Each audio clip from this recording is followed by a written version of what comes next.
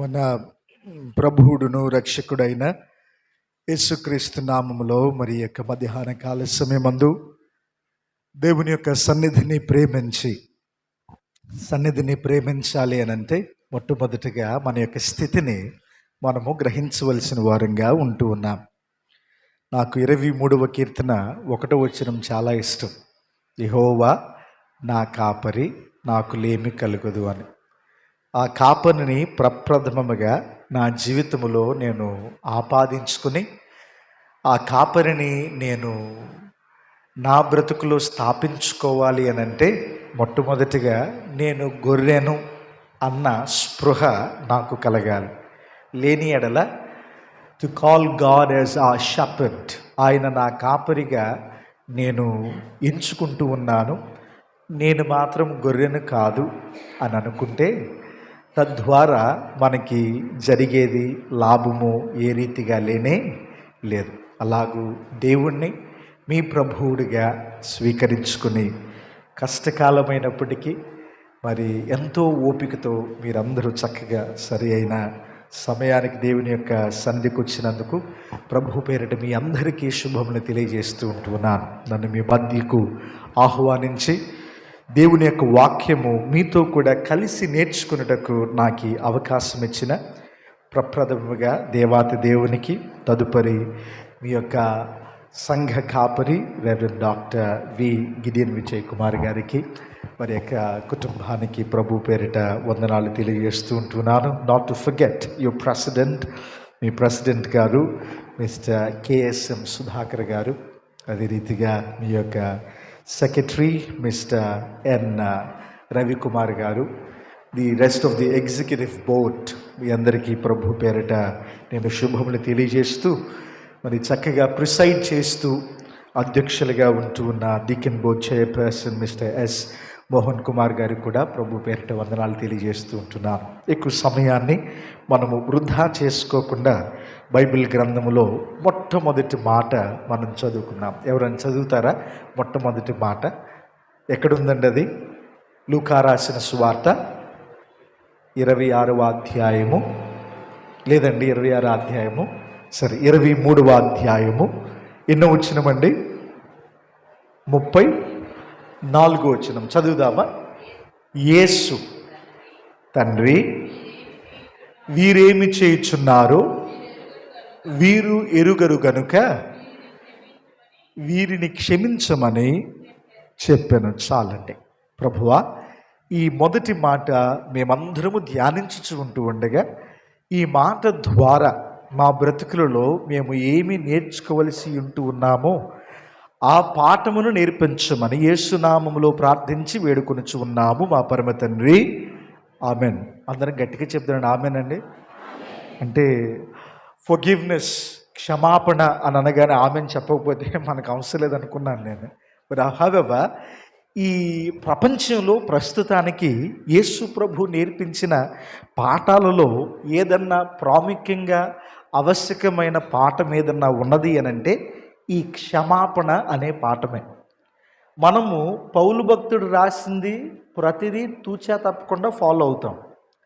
ఆయన వేదాంతం అంతా మనందరము ఏం చేస్తూ ఉంటామంటే చక్కగా పటిష్టంగా ఉనికి పుచ్చుకొని నీట్గా ఆరితేరిపోయి ఉంటూ ఉంటాయి సంఘాలు. కానీ క్రీస్తు ప్రభు మాటలు చాలా సులభమైనవి, చాలా సున్నితమైనవి, చాలా లైక్ నోటితో మనము అర్థం చేసుకోదగినవి, చిన్నపిల్లలైనా అర్థం చేసుకోదగినవి. కానీ వాటిని పాటించడము చాలా కష్టతరంగా ఉంటూ ఉంటుంది. పాల్ ఎంత కాంప్లికేట్ చేసినా మనం ఫాలో అవుతాం, కానీ యేసు ప్రభు చెప్పిన చిన్న చిన్న మాటలు, పదాలు చాలా కష్టంగా ఉంటాయి. అవే క్షమాపణ. Forgiveness is the last and forgotten virtue that the world needs to again strive to get back. ఈ ప్రపంచము వారు పోగొట్టుకుంటూ ఉన్న ఒక గొప్ప వజ్రం అనండి, ఒక గొప్ప సంగతనే ఉండి, ఒక గొప్ప గుణం ఏదన్నా ఉన్నది అని అంటే క్షమాపణ. ఇతరులను మనము జడ్జ్ చేయుటకు, ఇతరులను న్యాయ తీర్పు తీర్చుటకు మనము చాలా ముందుకొస్తూ ఉంటాము, కానీ క్షమించటము అనే పాటికి చాలా కష్టతరమైనదిగా ఉంటూ ఉంటుంది. యేసు ప్రభు మరి ఇంత ఇబ్బంది పడుచు, ఇంత శ్రమ పడుచు ఆయన పలికిన మాటలలో ఇది ప్రప్రదమైనది. ఈ మాటలో ఆయన అంటూ ఉంటాడు, తండ్రి వీరేమి చేయుచుంటూ ఉన్నారో వీరెరుగరు గనుక నేను క్షమిస్తాను అని అన్నాడా? He didn't take that like aspect. శిష్యులందరూ పరిగెత్తుకుంటూ వచ్చి, ప్రభువా మాకు ప్రార్థన నేర్పించు అని అన్నారు. ప్రార్థన నేర్పించు అని అన్నప్పుడు యేసు ప్రభు ఏమన్నారు అనంటే, ప్రార్థన ఇలాగూ ఉండాలి. యూదులకు ప్రార్థన అందరికీ వచ్చు, కానీ వీరు ప్రార్థన గురించి అడిగినప్పుడు he diverted their attention and makes father as the foundation of prayer. తండ్రి ప్రార్థనకు, విన్నపములకు, మన యొక్క ఆరాధనకు పునాది అని ఈయన వైపు త్రిప్పుకొనక తండ్రి యొక్క స్వభావాన్ని ఆయన చక్కగా వ్యక్తపరుస్తూ, తండ్రి యొక్క విధానాన్ని చక్కగా వ్యక్తపరుస్తూ, తండ్రి క్షమాపణ అనేది నీ యొక్క ప్రప్రథమమైన ఉనికి గుణము కాబట్టి నీ వైపే వీరిని తిప్పుచూ ఉంటూ ఉన్నాను. వీరేమి చేయించు ఉంటూ ఉన్నారో వీరు ఎరుగరు గనుక వీరిని క్షమించు. Forgive them. You go to Greek aorist, active imperative verb టెన్స్లో ఉంటుంది. అది బహుశా ఇంగ్లీష్ టీచర్స్ ఎవరైనా ఉంటే మీకు బాగా అర్థం అవుతుంది. నాకంత గ్రామాటికల్, నేను గ్రామేరియన్ కాదు. However I love Greek aspect. ఈ గ్రీక్ భాషలో ఆ వర్బ్ కార్యాచరణతో కూడిన ఆ మాట అర్థం ఏంటో అంటే, యేసు ప్రభు అంటాడు, తండ్రి ఇప్పుడే ఈ క్షణమందే, I don't want you to take or make it as a process. దీన్ని ఒక ప్రాసెస్ లాగా స్లోగా చేయొద్దు ప్రభు తండ్రి. ఒక ప్రాసెస్ లాగా దీన్ని స్లోగా ఒకదాని తర్వాత ఒకటి చేయొద్దు. దీన్ని ఇమ్మీడియట్గా ఇప్పుడే చేసేయని తండ్రిని యేసు ప్రభు వేడుకుంటున్నారు. దేవుని స్తోత్రం, హల్లెలూయా. ఏంటి? వీరిని క్షమించు ప్రభువా, ఇప్పుడే క్షమించబడాలి వీరు. The forgiveness must be right now and eternally. నిత్యత్వములో ఇప్పుడే వీరు క్షమించబడాలి. ఎంత గొప్ప మాట యేసు ప్రభు మాట్లాడిన మాట. ఇంకా ఇంటోనేషన్స్ చాలా డీప్గా మనం చదువుకోవచ్చు. అని యేసు ప్రభు ఉన్న టైంలో క్షమాపణ అనేది ఒక విచిత్రమైనదో, లేకపోతే వితండ వాదనో, లేకపోతే క్రొత్తగా ఈయన తీసుకొచ్చిందో ఏమి కొత్తది కానే కాదు. క్షమాపణ అనేది వారి దగ్గర ఉంది. But it is a structured grace. ఒక క్రమబద్ధీకరంగా క్షమాపణ అనేది మందిరంలో వారు పాటిస్తూ ఉంటారు. ఏమిటి? యూద మత ఆచారాలలో మనం చూసినట్లయితే క్షమాపణకు త్రావు ఉన్నది, కానీ దానిని పొందుకున్నటకు కొన్ని పద్ధతులు ఉన్నవి. మొట్టమొదటి పద్ధతి ఏంటి అంటే, you have to identify something that can be sacrificed. దేవునికి అర్పణగా ఇచ్చే ఆ అర్పణను మొట్టమొదటిగా దానిలో ఎటువంటి కళంకమైనను మత్సరమైనను లేకుండా దానిని ఎన్నుకోవాలి. ఎన్నుకున్న తర్వాత పశ్చాత్తాప హృదయముతో దేవుని సన్నిధికి తీసుకువెళ్ళాలి.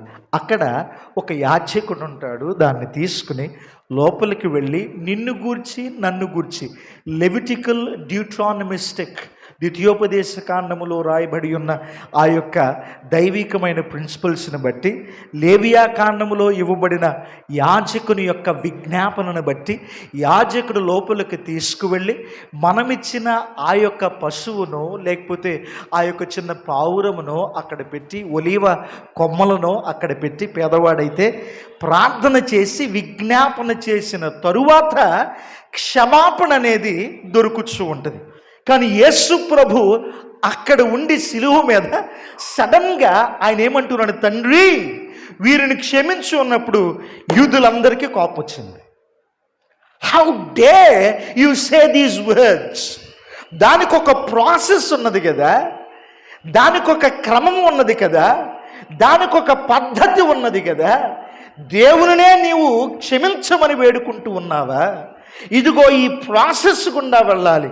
ఒకవేళ అదే ప్రాసెస్లో గనక నీవు నేను వెళ్ళవలసిన వారంగా ఉంటే ఈరోజు ఇక్కడ చక్కగా మనం కూర్చుని దేవుణ్ణి ఆరాధించేవారము కానే కాదు. బహుశా మీరు కూర్చుని ఆరాధించేవాళ్ళేమో కానీ నేను మాత్రం నిలబడి వాక్యం చెప్పేవాడిని మాత్రం కానే కాదు. I know my life. నా జీవితం ఏంటో నాకు బాగా తెలుసు. చిన్నప్పటి నుంచి పాస్టర్ గారి కొడుకుగా ఎదిగినప్పటికీ నా యొక్క జీవితంలో result the fight that I have fought, నేను ఆల్మోస్ట్ 8 సంవత్సరాలు నాస్తికుడిగా మారిపోయాను. నాస్తికత్వంలో ఉంటూనే బైబిల్ కాలేజ్ చదువుకున్నాను. ఆఖరి సంవత్సరంలో బాప్తీసం ఇచ్చారు కదా, బాప్తీసం తీసుకుని బైబిల్ కాలేజ్కి వెళ్ళాలి. నేనేమో బైబిల్ కాలేజీలో అయిపోయిన తర్వాత బాప్తీసం తీసుకుని తర్వాత సేవా పరిచర్ల జీవితంకి వచ్చిన తర్వాత 2-3 నెలల్లో బాప్తీసం, ప్రభువా నీ సిలువను మోస్తాను, నీవే నా ప్రభుడవు రక్షకుడు అని ఎప్పుడైతే అంగీకరించానో అప్పుడే ఒక 4 రోజులు నక్సలైట్లు పట్టుకెళ్ళిపోయారు నన్ను. అప్పుడే వచ్చాను, యంగ్ ఫెలో, అప్పుడే పట్టుకుని వెళ్ళిపోయారు. 21 సంవత్సరాలు నాకు కరెక్ట్గా. ఎప్పుడు ఎందుకు ఈ మాటలు చెప్తూ ఉన్నానంటే I know the forgiveness that God has given to my life.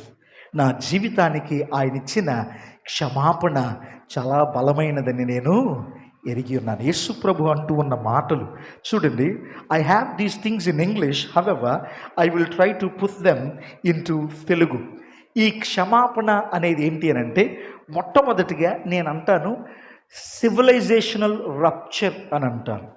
అప్పుడు వరకున్న నాగరికతనంట యేసు ప్రభు ఇంకొక మాటలో చెప్పాలంటే మొత్తాన్ని చిందాబందరు చేసేసి మొత్తాన్ని కదిపేశాడంటే యేసు ప్రభు. ఎందుకు ఈ మాట అన్నానంటే, అరిస్టాటిల్ అంటాడు democracy is the perverted form of republic అంటాడు. తెలుగులో ట్రాన్స్లేషన్ అది నా వల్ల కాదు, కానీ దయచేసి ఒకవేళ ప్రయత్నిస్తాను, సమయం లేదు నాకు, ఇంకొక 5 నిమిషాలు ఉంది మొదటి మాటకు. అందుకని ప్రజాస్వామ్యం. రెండవది మనం చూస్తూ ఉన్నాము, ఒక రిలీజియస్ బేస్డ్, అంటే అనేకమైన మిడిల్ ఈస్టర్న్ కంట్రీస్లో మనము ఒక రిలీజన్ని ఆధారితం చేసుకుని, ఒక మతాన్ని ఆధారం చేసుకుని కొన్ని దేశాలు పరిపాలన వ్యవస్థలు ఉంటూ ఉంటవి. ఆఫ్ఘనిస్తాన్, ఇరాన్, ఇటువంటి దేశాలన్నీ మతాన్ని ఆధారం చేసుకుని మత పెద్దలే దేశ అధ్యక్షులుగా ఉంటూ ఉంటారు. ఉదాహరణకి ఆయతుల్లా ఖమేనీ, ఆయన మత పెద్దగా 40 సంవత్సరాలు ఎలాగూ ఉంటూ ఉన్నాడో ఇరాన్లో. మరికొన్ని దేశాల్లో డిక్టేటర్స్ ఉంటూ ఉంటారు, అథారిటేరియన్స్ ఉంటూ ఉంటారు. ఇదివరకు రోజుల్లో మొనార్క్స్ ఉంటూ ఉంటారు. మొనార్క్స్ అంటే ఎవరు? రాజు పరిపాలనలో ఉండేవాళ్ళు. చూడండి, 3 ప్రాముఖ్యమైనవి: మొనార్కిజం, లేకపోతే మొనార్కీ, రాజు పరిపాలన, ఏకఛత్ర ఆధిపత్యము. అక్కడ రోమియోలు ఉంటూ ఉన్నారు. అదే రీతిగా రెండవది మత ఆచారము ద్వారా పరిపాలన. అక్కడ యూదా మత జాతి పెద్దలు, బాగా వాక్యమును పఠించిన వారు, అక్కడ వృద్ధులు అక్కడ అధికంగా ఉంటూ ఉన్నారు. వాక్యం తెలిసిన వారు రిలీజియస్ సిస్టమ్స్, థియోక్రసీ, దైవ పరిపాలన ఎవరి ద్వారా? ఈ మత పెద్దల ద్వారా జరుగుతూ ఉంటూ ఉన్నది. 3వ పరిపాలన ఉంటున్నది, దాన్నే డెమోక్రసీ అంటారు. అందరూ చెప్పండి, యేసు ప్రభు మరి మనం సిలువేయాలా వద్దానంటే వేయండి అని అన్నాడు. ఎంత గొప్ప, ఐ మీన్ లైక్ జనం అంటే వీళ్ళు 5 రోజుల ముందు హోజన్నా హోజన్నా హోజన్నా మమ్మల్ని రక్షించేవాడు. ఆ మాటల్లో, మార్కు రాసిన మాటల్లో లోతుగా మనం చదివితే అది రాజకీయ పరమైన పాటగా మనం చూస్తూ ఉంటాం. మనం అనుకున్న హోజన్నా కాదు, వాళ్ళ హోజన్నా వేరు. ఈ యొక్క రోమన్ పొలిటికల్ సిస్టమ్ నుంచి వారిని విడిపించుటకు వారు చేసే గొప్ప స్లోగన్స్ అవి. ఇంకా నాకు ఇష్టమైన మాట, సమయం లేదు కానీ మరి ఒకసారి మనం నేర్చుకోవచ్చు. యేసు ప్రభు ఎలాగూ ఆ యొక్క యెరూషలేములోకి వచ్చి ఉన్నాడు. ఇదంతా చూసి ఆయన, తండ్రి వీరేమి చేయుచుంటున్నారో వీరు ఎరుగరు కనుక. చూడండి, ప్రజాస్వామ్యము, అదే రీతిగా మత ఆచారంతో కూడిన థియోక్రసీ, ఈ మత పెద్దలు నడిపించే ఈ యొక్క విధానము, అదే రీతిగా రాజు. ముగ్గురు ఒక తాటి మీదకి రావటము ఇంపాసిబుల్. ముగ్గురికి కనుక ఒకే శత్రువు ఉంటే ముగ్గురు కూడా కలుసుకుంటారు, అవునా కాదా? ఈ ముగ్గురికి శత్రువు ఎవరంటే యేసు ప్రభు. ఈ ముగ్గురు ఒక తాటి మీదకి వచ్చి అంటూ ఉన్నారు, ఈయన కోసం అయితే మనందరం కలుద్దాము, కలిసి ఈయన మనము చంపేద్దాము అని అన్నారు. యేసు ప్రభుని చంపటానికి అందరూ they wanted this man to die. రోమియోలేమో వైలెన్స్ ద్వారా, అంటే క్రమశిక్షణలో ఉండాలి అని అంటే తప్పనిసరిగా వైలెన్స్ లేకపోతే కఠినంగా మనం ఉండాలి, ఒకరిని శిక్షించాలి, మరణానికి కూడా అప్పగించాలి, అప్పుడే క్రమశిక్షణ అని నమ్ముతూ ఉంటారు. మన దైవత్వాన్ని కాపాడుకోవాలంటే ఒకరిని చంపినా పర్వాలేదు, మన యొక్క జాతిని, మన దైవత్వాన్ని, మన యొక్క గుంపును మనం కాపాడుకోవాలన్న వారు యూదులుగా ఉంటూ ఉన్నారు. జనమందరేమో నేను బ్రతికితే చాలు, నా కుటుంబం బాగుంటే చాలు, నాకు అడ్డుగా ఉంటే ఏ లీడర్నైనా పక్కన పెట్టేసేయచ్చని వీళ్ళందరూ అనుకుంటే, వారందరూ ఒక్క తాటి మీదకి వస్తే యేసు ప్రభు అంటూ ఉన్నారు, వీరిని క్షమించండి అని అన్నాడు. అన్న తర్వాత ఆయన అంటూ ఉన్నాడు, he not only interrupted the systems, I love this word, ఈ మాట నాకు చాలా ఇష్టము, he flaunted religions and exposed humanity. అంటే మతాన్ని ఆయన దాటి వెళ్ళి మానవత్వమును ఎలాగూ మంటగల్పి ఉన్నారు మనుషులు, లేకపోతే వాక్యము బోధించేవారు, దానిని కూడా చక్కగా చూపిస్తూ ఉంటూ ఉన్నాడు యేసు ప్రభు. ఏం చేస్తున్నాడు అంటే అక్కడ, ఇదిగో ఇప్పటి వరకు ఫర్గివ్నెస్ అంటే క్షమాపణ కావలిస్తే ఈ పద్ధతులు చేయాలి, ఈసారి గనక ఇప్పటి నుంచి క్షమాపణ కావలిస్తే నన్ను వేడుకుంటే చాలు. దేవుని స్తోత్రం, హల్లెలూయా. ఎంత లోతైన మాటో, ఎంత బలమైన మాటో యేసు ప్రభు. అదొక్కటే కాదు, తర్వాత అంటాడు, వీరేమి చేయుచున్నారో వీరికి తెలియదు. ఆ మాటకు అర్థం ఏంటి అని అంటే వారు చంపుతున్నారని వాళ్ళకి తెలియదని కాదు. ఆ మాటకు ఆత్మీయమైన నేత్రము వారికి లేదు, లోక కళ్యాణము కొరకు ఇది జరగవలసి ఉన్నది అని వారికి లేదు, ఈ యొక్క ఆలోచన అంతా వారికి లేదు. వాళ్ళకు రొటీన్ అండి, ఉరేసేవాడు ఇలా లాగటము, పిలుస్తాడు, సరదాగా వేసేసి వెళ్ళిపోతాడు, ఆయనకి అది రొటీన్. అది అలాగే అనేక మందిని ఈ పస్కా టైంలో చంపటము రోముల యొక్క విధానానికి వాళ్ళకు రొటీన్. యేసు ప్రభు ఒక ప్రత్యేకమైన ఏమీ కాదు ఆ టైంలో. ఇంకా మనం లోతుగా ఇంకా మాటలు ఉన్నాయి కాబట్టి మనం చెప్పుకుందాము. ఈ మాటలు మనం చదివితే చాలా చక్కగా చూడండి. యేసు ప్రభు అంటూ ఉన్నాడు, వీరందరూ ఎందుకు చంపుతున్నారు, ఎవరిని చంపుతున్నారో తెలియకుండానే. కొన్నిసార్లు అంట మన గొయ్యి మనమే తీసుకుంటామంట. 40 సంవత్సరాలు రాజు కింద పనిచేసి అనేకమైన భవనాలు కట్టిన ఈ మినిస్టర్ రాజుగారు అన్నారు, నా రాజ్యములో లేని సౌందర్యవంతమైన భవనం ఒకటి కట్టమన్నప్పుడు ఈయన సౌందర్యవంతమైన భవనం కట్టేటప్పుడు అన్నాడు, ఇన్ని కట్టే నాకేమి ఇవ్వలేదని ఎక్కువ సిమెంట్ బదులు ఇసుకేసి కట్టాడు. 10 సంవత్సరాలు కట్టడం పూర్తయిన తర్వాత రాజుగారు అందరం ముందుకు పిలిచి, మరి ఈ భవనం ఉన్నది కదా, ఈ భవనము నాకు చక్కగా సేవ చేసిన ఈయనకే నేను రాసిస్తున్నాను అని అన్నాడు. చూడండి, ఈయన నివసించవలసిన భవనాన్ని ఈయనే ఎంత భయంకరంగా కట్టుకుంటూ ఉన్నాడు. దాన్ని మనము ఇక్కడ ఆపాదించినట్లయితే what we can learn is we are blind participants in our own brokenness. We are blind participants in our own brokenness.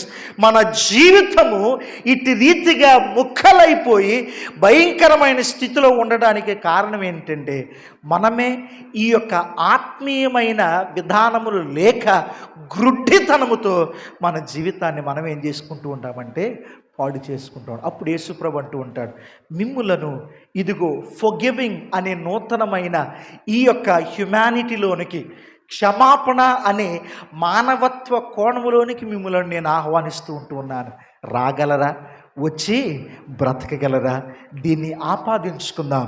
మన ప్రతి ఒక్క జర్నీ దేవుడు దీవించగలిగిన సమర్థుడు. ఆమెన్. రెండవ మాట చదువుకుందాం. రెండవ మాట చెప్పండి, చదవనా. వానితో చదువున్నాను, నేడు నీవు నాతో కూడా పరదైసులో ఉందువని నిశ్చయముగా చెప్పుచున్నాను అనేను. యేసు ప్రభు శిలువ మీదున్న ఇద్దరి యొక్క దొంగలతో ఈయన కూడా చనిపోతున్నాడు. ఈ వర్డ్ నాకు చాలా ఇష్టమైంది. ఎందుకంటే మా ఇంట్లో ఎవరు చనిపోవాలన్నా లాస్ట్కి బాబీని చూస్తే నేను చచ్చిపోవచ్చు అని అనుకుంటూ ఉంటారు. అందుకని నన్ను మరణదోత అంటారు కొంతమంది మా ఇంట్లో. ఒకవేళ ఇంకా కార్యక్రమాలు వాళ్ళు చేసుకోవాల్సినవి ఉంటే అప్పుడే రావద్దు, కొన్నాళ్ళు ఆగిరా అని అంటారు. ఇప్పుడు వరకు మా పెద్దోళ్ళందరూ 80 సంవత్సరాలు పైబడే జీవించారు. అందరూ లాస్ట్ చూపు నాదే ఉండేది ఇప్పటి వరకు. మరి ఇక మీదట ఏమవుతుందో నాకు తెలియదు, కానీ ఇప్పటి వరకు. ఎందుకు ఈ మాట చెప్తున్నానంటే, ముగ్గురు చనిపోతున్నారు. పాప ముగ్గురికి మంచి కాన్వర్జేషన్ జరుగుతుంది సిలువలో. ఈ కాన్వర్జేషన్ జరిగేటప్పుడు మనం చూస్తే ఒక ఆయనేమో పాపుల కొరకు, పాపము కొరకు చనిపోతూ ఉన్నాడు. ఇంకొక ఆయనేమో పాపములో చనిపోతూ ఉన్నాడు.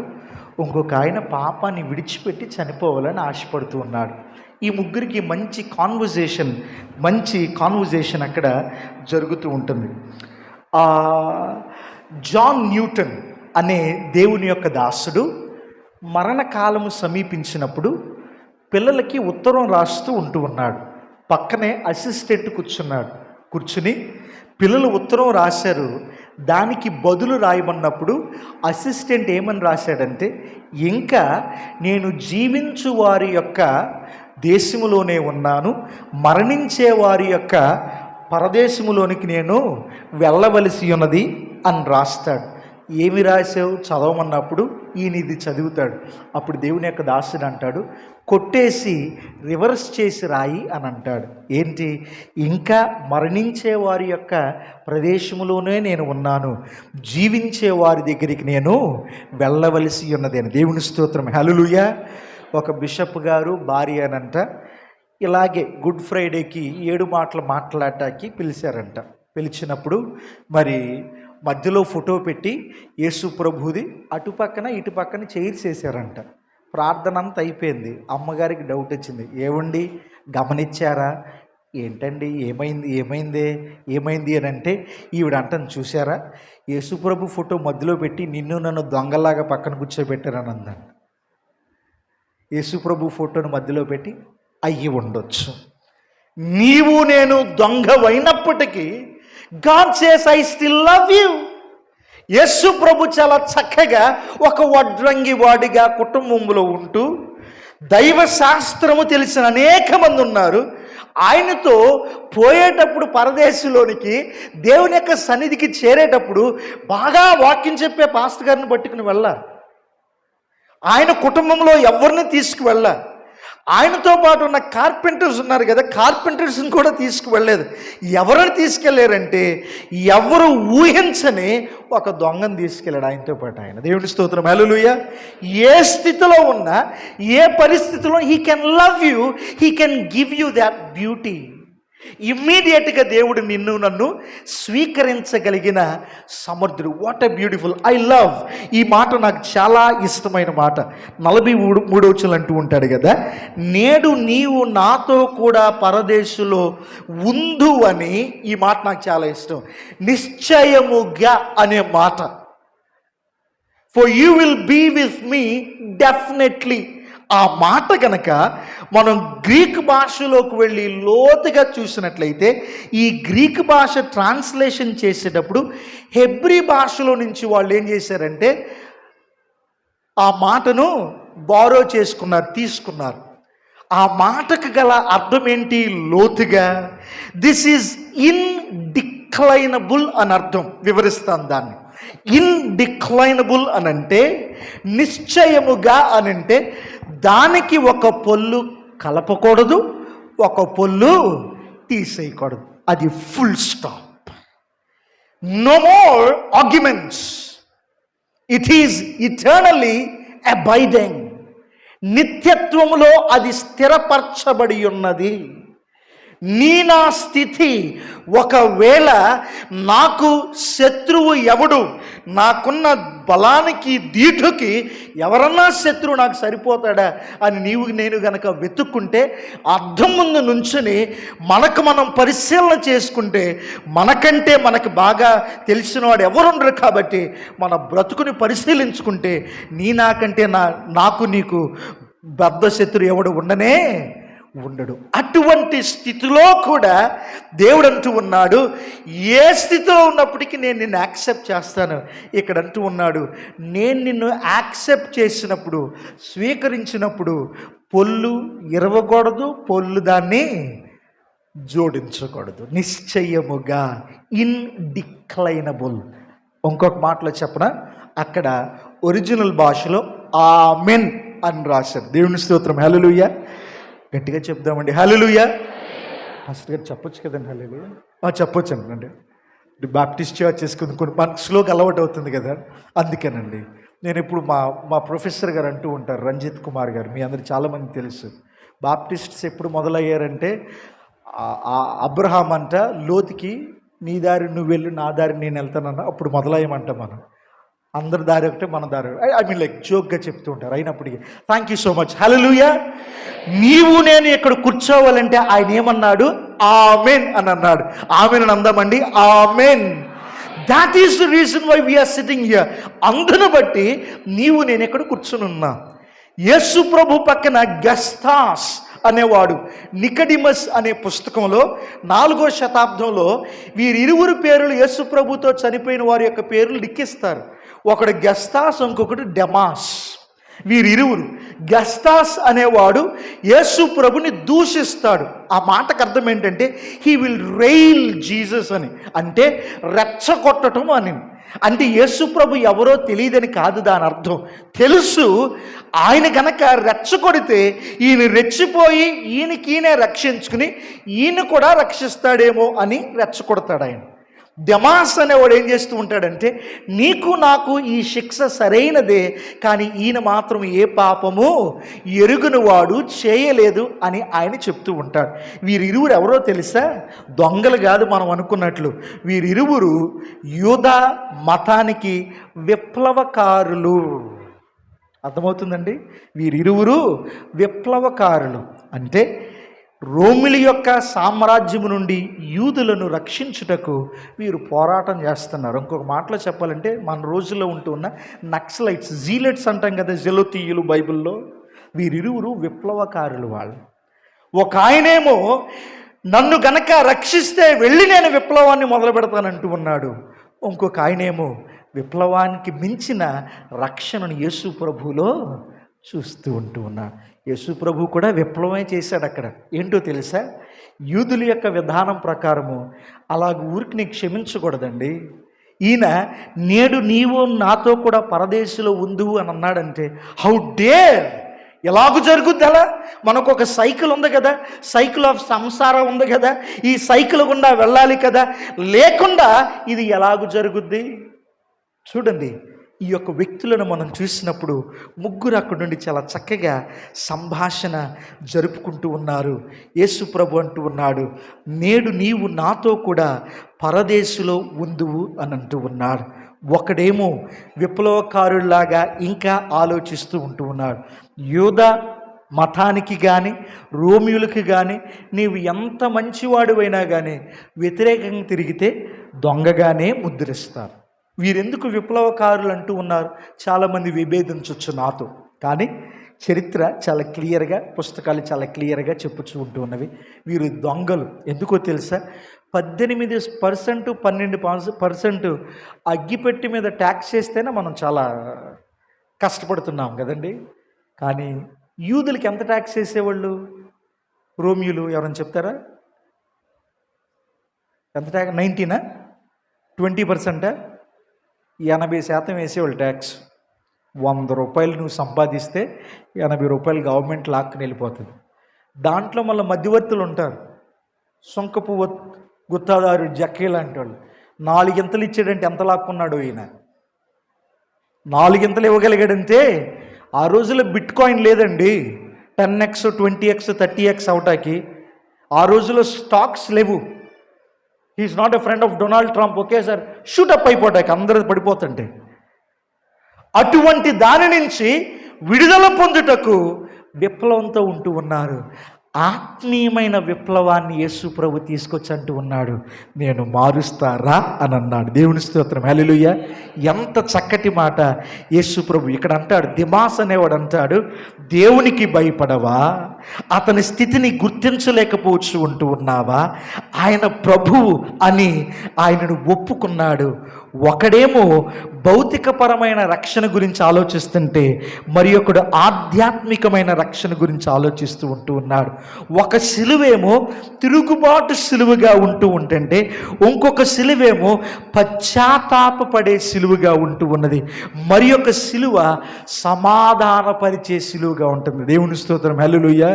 సమాధానపరిచే సిలువ మధ్యలో ఉన్నది. పశ్చాత్తాపపడే సిలువ కుడి పక్కన ఉన్నది. ఇదిగో విప్లవముతో కూడి ఈ సిలువ భౌతికపరమైన రక్షణ కొరకు చూసే సిలువ ఇంకొకటి ఎడమ పక్కన ఉన్నది. ఈ మధ్యాహ్న కాల సమయమందు పరదేశంలో ఉండుటకు నీవు ఏ సిలువను ఎన్నుకుంటూ ఉన్నావు? ఇది చాలా ప్రాముఖ్యము.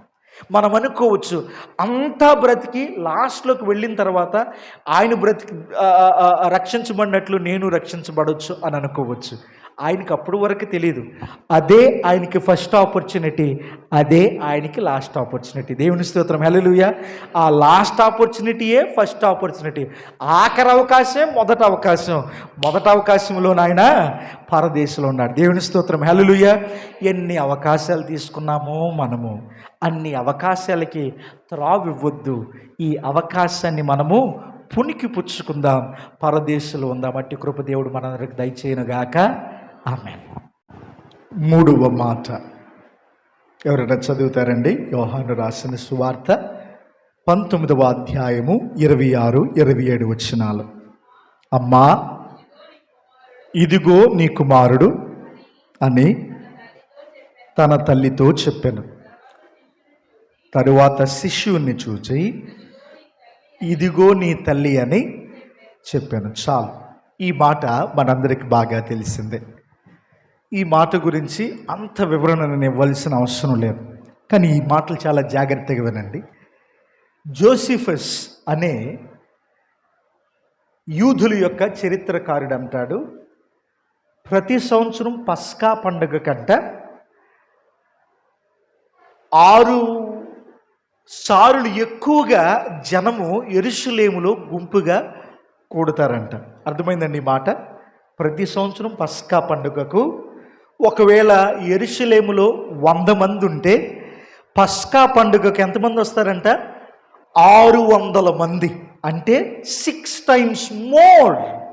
100 × 6 అంతమంది వస్తారంట యెరూషలేమునకు. అయితే ఈ పండగ సీజన్లో వచ్చినప్పుడు బయట ఏదో చిన్న ప్రతి సంవత్సరం జరుగుద్ది. ఏంటండి? ఎవరో ఒకరిని చంపటం, ఏదో ఒక దొంగను తీసుకెళ్ళటం ప్రతి సంవత్సరం జరుగుద్ది. అయితే ఇంట్లో చుట్టాలను పెట్టుకుని బయట నుంచి వచ్చిన చాలామంది బిజినెస్లు జరుగుతూ ఉంటాయి. మరి యెరూషలేములో బయట నుంచి వచ్చిన వాళ్ళు వస్తూ ఉంటారు. మరి మేరీ కూడా వెళ్ళినప్పుడు ఆ యొక్క సెన్సస్ టైంలో ఆ యొక్క జనాభా లెక్కల్లో వారికి ఏం దొరకలేదండి? ఒక ఇల్లు దొరకలేదు, గది దొరకలేదు కదా. అలాగే అనేక మంది ఉంటూ ఉంటారు. కాబట్టి ఇల్లంతా విడిచిపెట్టి ఎక్కడో గోల్గొత్త మీద ఏదో జరుగుతున్న కార్యక్రమం కొరకు ఎవరైనా వెళతారా? చరిత్రలో మనం చూస్తే యేసు ప్రభు సిలువను మోసుకుంటూ వెళ్ళేటప్పుడు అంతా ఈ యొక్క ఎక్కడి నుంచి పట్టణంలో నుంచి యెరూషలేము పట్టణంలో నుంచి 10% మందే ఆయన వెనకాల వెళ్ళారంట. మిగతా 90% మంది వాళ్ళ పనులు వాళ్ళే చూసుకుంటున్నారు. అర్థమవుతుందండి? మనం సినిమాలో చూసినట్లు పట్టణం అంతా ఆయన వెనకాల వెళ్తుంది, అయ్యో మంచి ఆయన చంపేస్తున్నారు. అక్కడేం జరగలేదు. అక్కడ కొంతమందే వెళ్ళారు. టిఎఫ్ టెన్నీ అనే దేవుని యొక్క భక్తుడు అంటాడు, భోజనం పెట్టేటప్పుడు అంట యేసు ప్రభు 5,000 మంది వచ్చారంట. ఎంతమంది అండి? భోజనం పెట్టేటప్పుడు 5,000 మంది. భోజనం అయిపోయిన తర్వాత నన్ను వెంబడించమన్నప్పుడు 12 మందే మిగిలారంట. వెంబడించమన్నప్పుడు 12 మంది మిగిలారంట.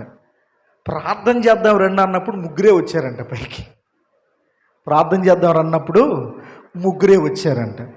సిలువుకి ఎక్కినప్పుడు ఒక్కడే నిలబడ్డాడంట అక్కడ. The closer we get to the cross, lesser the number becomes. సిలువ, దానిని గూర్చిన శ్రమ, దానిని గూర్చిన విధానము అర్థమైనప్పుడు సిలువకు సమీపము అయిన కొద్దీ సంఖ్య అంట కుదుట పడిపోయి చాలా తక్కువ అయిపోతూ ఉంటుందంట. క్రైస్తవులుగా చెప్పుకొనుటకు అనేక మంది ఉండి ఉండొచ్చు, కానీ ఇప్పుడు క్రైస్తవులకే కాస్ట్ లేదు, ఏమి లేదన్నప్పుడు 1% కూడా ఉండదు. సరిగ్గా ఇప్పుడు లెక్క పెడితే మనం సిలువకు సమీపించే కొలది వెనక్కి వెళ్ళిపోతూ ఉంటాం. ఎందుకంటే దానిలో ఉన్న బలము, దానిలో ఉన్న ఆకర్షణ, దానిలో ఉన్న ఛాలెంజ్ ఎంత బలంగా ఉంటూ ఉంటుందంటే, అమ్మా ఇదిగో నీ కుమారుడు, అయ్యా ఇదిగో నీ తల్లి. బైబిల్ కవర్ ఫస్ట్ నుంచి లాస్ట్ వరకు మొట్టమొదటి 4 ఆజ్ఞలు దేవుడు అంటూ ఉంటాడు, నీకు నీ దేవునికి సంబంధించింది అని అంటూ ఉంటాడు.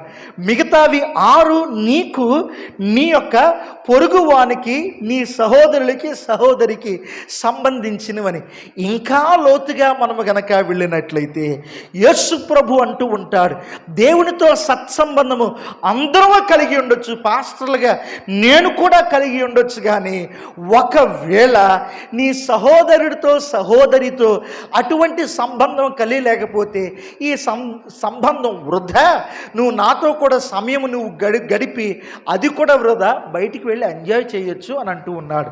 అందుకని యేసుప్రభు అన్నాడు, నీవు దేనితో అయితే వచ్చావో రొట్టె ద్రాక్షరసం అక్కడ పెట్టి ముందు వెళ్ళి ఏం చేయమన్నాడు, వాడితో సమాధానపడి నా దగ్గరికి రమ్మన్నాడు. సో క్రిస్టియన్ రిలేషన్షిప్, క్రైస్తవ సహవాసము, it is not just vertical, పైకి కిందకి మాత్రమే కాదు, ఇట్ ఈజ్ ఆల్సో హారిజాంటల్. మన యొక్క సహోదరులతో కూడా. దేవుని స్తోత్రం, హల్లెలూయా. రెస్పాన్సిబిలిటీని ఇక్కడ దైవత్వములో యేసు ప్రభు గుర్తు చేస్తూ ఉన్నాడు. మొదటి పేజీ నుంచి ఆఖరి పేజీ వరకు యవనస్తులు చాలా జాగ్రత్తగా వినండి. అమెరికా, ఆస్ట్రేలియా, యూకే ఎక్కడ పడితే అక్కడ వెళుతూ ఉన్నా, ఫోన్లో చూస్తూ ఉంటున్నాను. తల్లిదండ్రులను పట్టించుకోవడం లేదు కదా మనము. అక్కడికి వెళ్ళిన వాళ్ళే కాదు, ఉన్నవాళ్ళు ఏమన్నా చూస్తున్నారంటే చూడడం లేదు. బైబిల్ గ్రంథం అంటూ ఉన్నది చాలా చక్కగా, దేవుడు నీకిచ్చిన దేశములో దీర్ఘాయుష్వంతుడిగా దీవించబడి కష్టాన్ని నీవు చక్కగా అనుభవిస్తూ బ్రతకాలి అని అంటే నీ తల్లిని నీ తండ్రిని సన్మానింపు. The day you forget that, నీవు ఎంత సంపాదించుకున్నా, ఏది గడించినా అది నీ మరిచిన పూట మన బ్రతుకుకు అర్థము ఉండనే ఉండదు. దుప్పటిని చింపి తండ్రి షెడ్లో పడుకుంటూ ఉన్న ఆయన యొక్క తండ్రికి ఇవ్వమని తాతకిచ్చిరమని పిల్లోడికి ఇచ్చి పంపించాడంట. పిల్లోడు వెళతా ఆ దుప్పటిని ఇంకొక ముక్క చింపాడు మధ్యలో. తండ్రి పిలిసరే, నేనే ముక్క చింపి నా తండ్రికి ఇవ్వమంటే మధ్యలో వెళతా ఇంకొక ముక్కను ఎందుకు చింపేవంటే, మరి నువ్వు పెద్దోడు అయినప్పుడు నువ్వు అక్కడ ఉండాలంటే నేను ఒకటి ఇవ్వాలి కదా, నాకు ఒకటి ఉండాలి అన్నాడు. అండి, గేదె చేలో మేస్తే దూడ గట్టు మీద మేయదు. గేదె చేలో మేస్తే దూడ గట్టు మీద మేయదు. నీవు ఏమి విత్తుతావో నీవు నేను అదే కోస్తూ ఉంటాం. ఇది చాలా ఆత్మీయమైనది. అమ్మా నా సమయము ఇంకనూ రాలేదన్నాడు. సమయం వచ్చినప్పుడు అప్పగింతలు ఇచ్చి చాలా చక్కగా యేసు ప్రభు అక్కడి నుంచి ఇట్స్ ఎ రాడికల్ షిఫ్ట్. ఇంకా లోతుగా మనం తెలుసుకోవాలంటే ఈ మాటకు గల అర్థం, యేసు ప్రభు అక్కడి నుంచి అప్పగింతలు ఇస్తూ ఉన్నాడంటే, నీ జాతి ఏంటి, నా జాతి ఏంటి, వాట్ ఈజ్ యోర్ డిఎన్ఏ, నీ యొక్క రక్తం ఏంటి, నా రక్తం ఏంటి, నీ పరిస్థితి ఏంటి, నీ కుటుంబ నేపథ్యం ఏమిటి, నా కుటుంబ నేపథ్యం ఏమిటి, రిలేషన్షిప్స్ని మొత్తం నీ మార్చేస్తూ ఉన్నావా, దాని పరిస్థితి పద్ధతిని కూడా యేసు, why do you have this radical shifts, ఇటువంటి భయంకరమైన బోధను యేసు ప్రభుని అనేక మంది చూస్తూ ఉన్నారు. బ్రతుకున్నంతసేపు చాలా చక్కగా మాట్లాడావు, బాగానుంది యేసు ప్రభు, మరి చనిపోయేటప్పుడు నీ బోధంతా ఏమైపోద్ది అని ఎదురు చూశారు. క్లియర్గా మరణించేటప్పుడు కూడా తూచా తప్పకుండా ఆ బోధలోనే యేసు ప్రభు కొనసాగుతున్నాడు. దేవుని స్తోత్రం, హల్లెలూయా, హల్లెలూయా. ఈ మధ్యాహ్న కాల సమయమందు ఈ మాట ద్వారా నీవు నేను నేర్చుకోవాల్సింది ఏంటి అంటే, ద క్రాస్ డిస్మాంటల్స్ బయోలాజికల్ అబ్సల్యూటిజం. ఏదైతే జాతి ప్రకారము, ఏదైతే మానవులు వారి యొక్క బంధాలను వివరణాత్మకంగా మనం ఇటు రీతిగా మాత్రమే బ్రతకాలి, దీని బయట సమస్తము అక్రమము, సరి అయినది కాదు అంటే ఇటు రీతిగా ఇది కొనసాగింపబడదు అని లోకం ఒక గీత గీస్తే, యేసు ప్రభు దానిని దాటి బయటికి వచ్చి అంటూ ఉన్నాడు, దిస్ క్యాన్ బి దిస్, ఆత్మీయపరమైన ఈ యొక్క బంధం అనేది చాలా ప్రాముఖ్యమని అని లవ్ ఇస్ స్ట్రక్చర్డ్ రెస్పాన్సిబిలిటీ అని అంటాడు. ప్రేమ అనేది అది దేవుడు ఏర్పాటు చేసిన ఒక స్ట్రక్చర్డ్ రెస్పాన్సిబిలిటీ, అది మనకిచ్చిన బాధ్యత. ఈ మధ్యాహ్న కాల సమయమందు ప్రియమైన దేవుని బిడ్డలారా, బాధ్యతను మన యొక్క బ్రతుకులో అవలంబించుకుందామా? ఎందుకంటే యేసు ప్రభు జీవించిన ఈ మాటలు, సిలువ మీద మాటలు ఆత్మీయమైన కోణంలో మనందరం చక్కగా ఆపాదించుకుని మన బ్రతుకుకు మాట్లాడుకోవచ్చు ఈ మాటలన్నీ. కానీ ఆయన ఈ మాటలు మాట్లాడేటప్పుడు ప్రతి మాట ఒక విప్లవమే, ప్రతి మాట ఒక విప్లవమే. నీ యొక్క ఎనిమీస్ అంటే నీ యొక్క శత్రువులను ప్రేమించమన్నాడు, అది విప్లవమే. అవునా కాదా? ఇంకా మనం స్లోగా నేర్చుకుందాం. ఎందుకంటే ఆయన అంటాడు కదా, నీవు నేడు నాతో కూడా పరదేశంలో ఉందువు, పాపాలు క్షమించేశాడు కదా. Who are you to do that? నీవెవడు పాపాలు క్షమించడానికి? అంతేది ఉందా? యేసు ప్రభు ఏది చేసినా వారికి ఏం చేశాడంటే ఇది కరెక్ట్ కాదు ఇది అని చేశారు. ఈ మధ్యాహ్న కాల సమయంలో can we understand suffering is the womb of the community. చూడండి, ఈ బాధ, శ్రమ అనేది చాలా భయంకరమైనది. ఈ సమాజమంతా ఈ బాధ గుండా వెళుచు ఉంటుంది. తల్లి ఎదురుగా ఉంటూ ఉన్నది, కొడుకు బాధపడుతుంటే చూస్తూ ఉంటూ ఉన్నది. అప్పగింతలు చక్కగా అప్పగించి బాధ్యత నిర్వర్తించుకున్నాడు. ఆత్మీయమైన కోణంలో చూస్తూ ఉంటాము, శారీరకమైన కోణంలో కూడా ఆయన బాధ్యతను ఆయన నిర్వర్తించాడు. హల్లెలూయా! అట్టి కృపాశీర్వాదము దేవుడు మనకు దయచేయునుగాక. ఆమేన్. 4వ మాట మనం ధ్యానించుకుందాం. చదువుదామండి 4వ మాట. ఎవరైనా చదువుతారా? ఇంచుమించు 3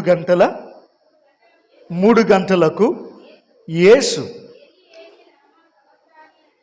ఏలీ ఏలీ లామా సబక్తానా అని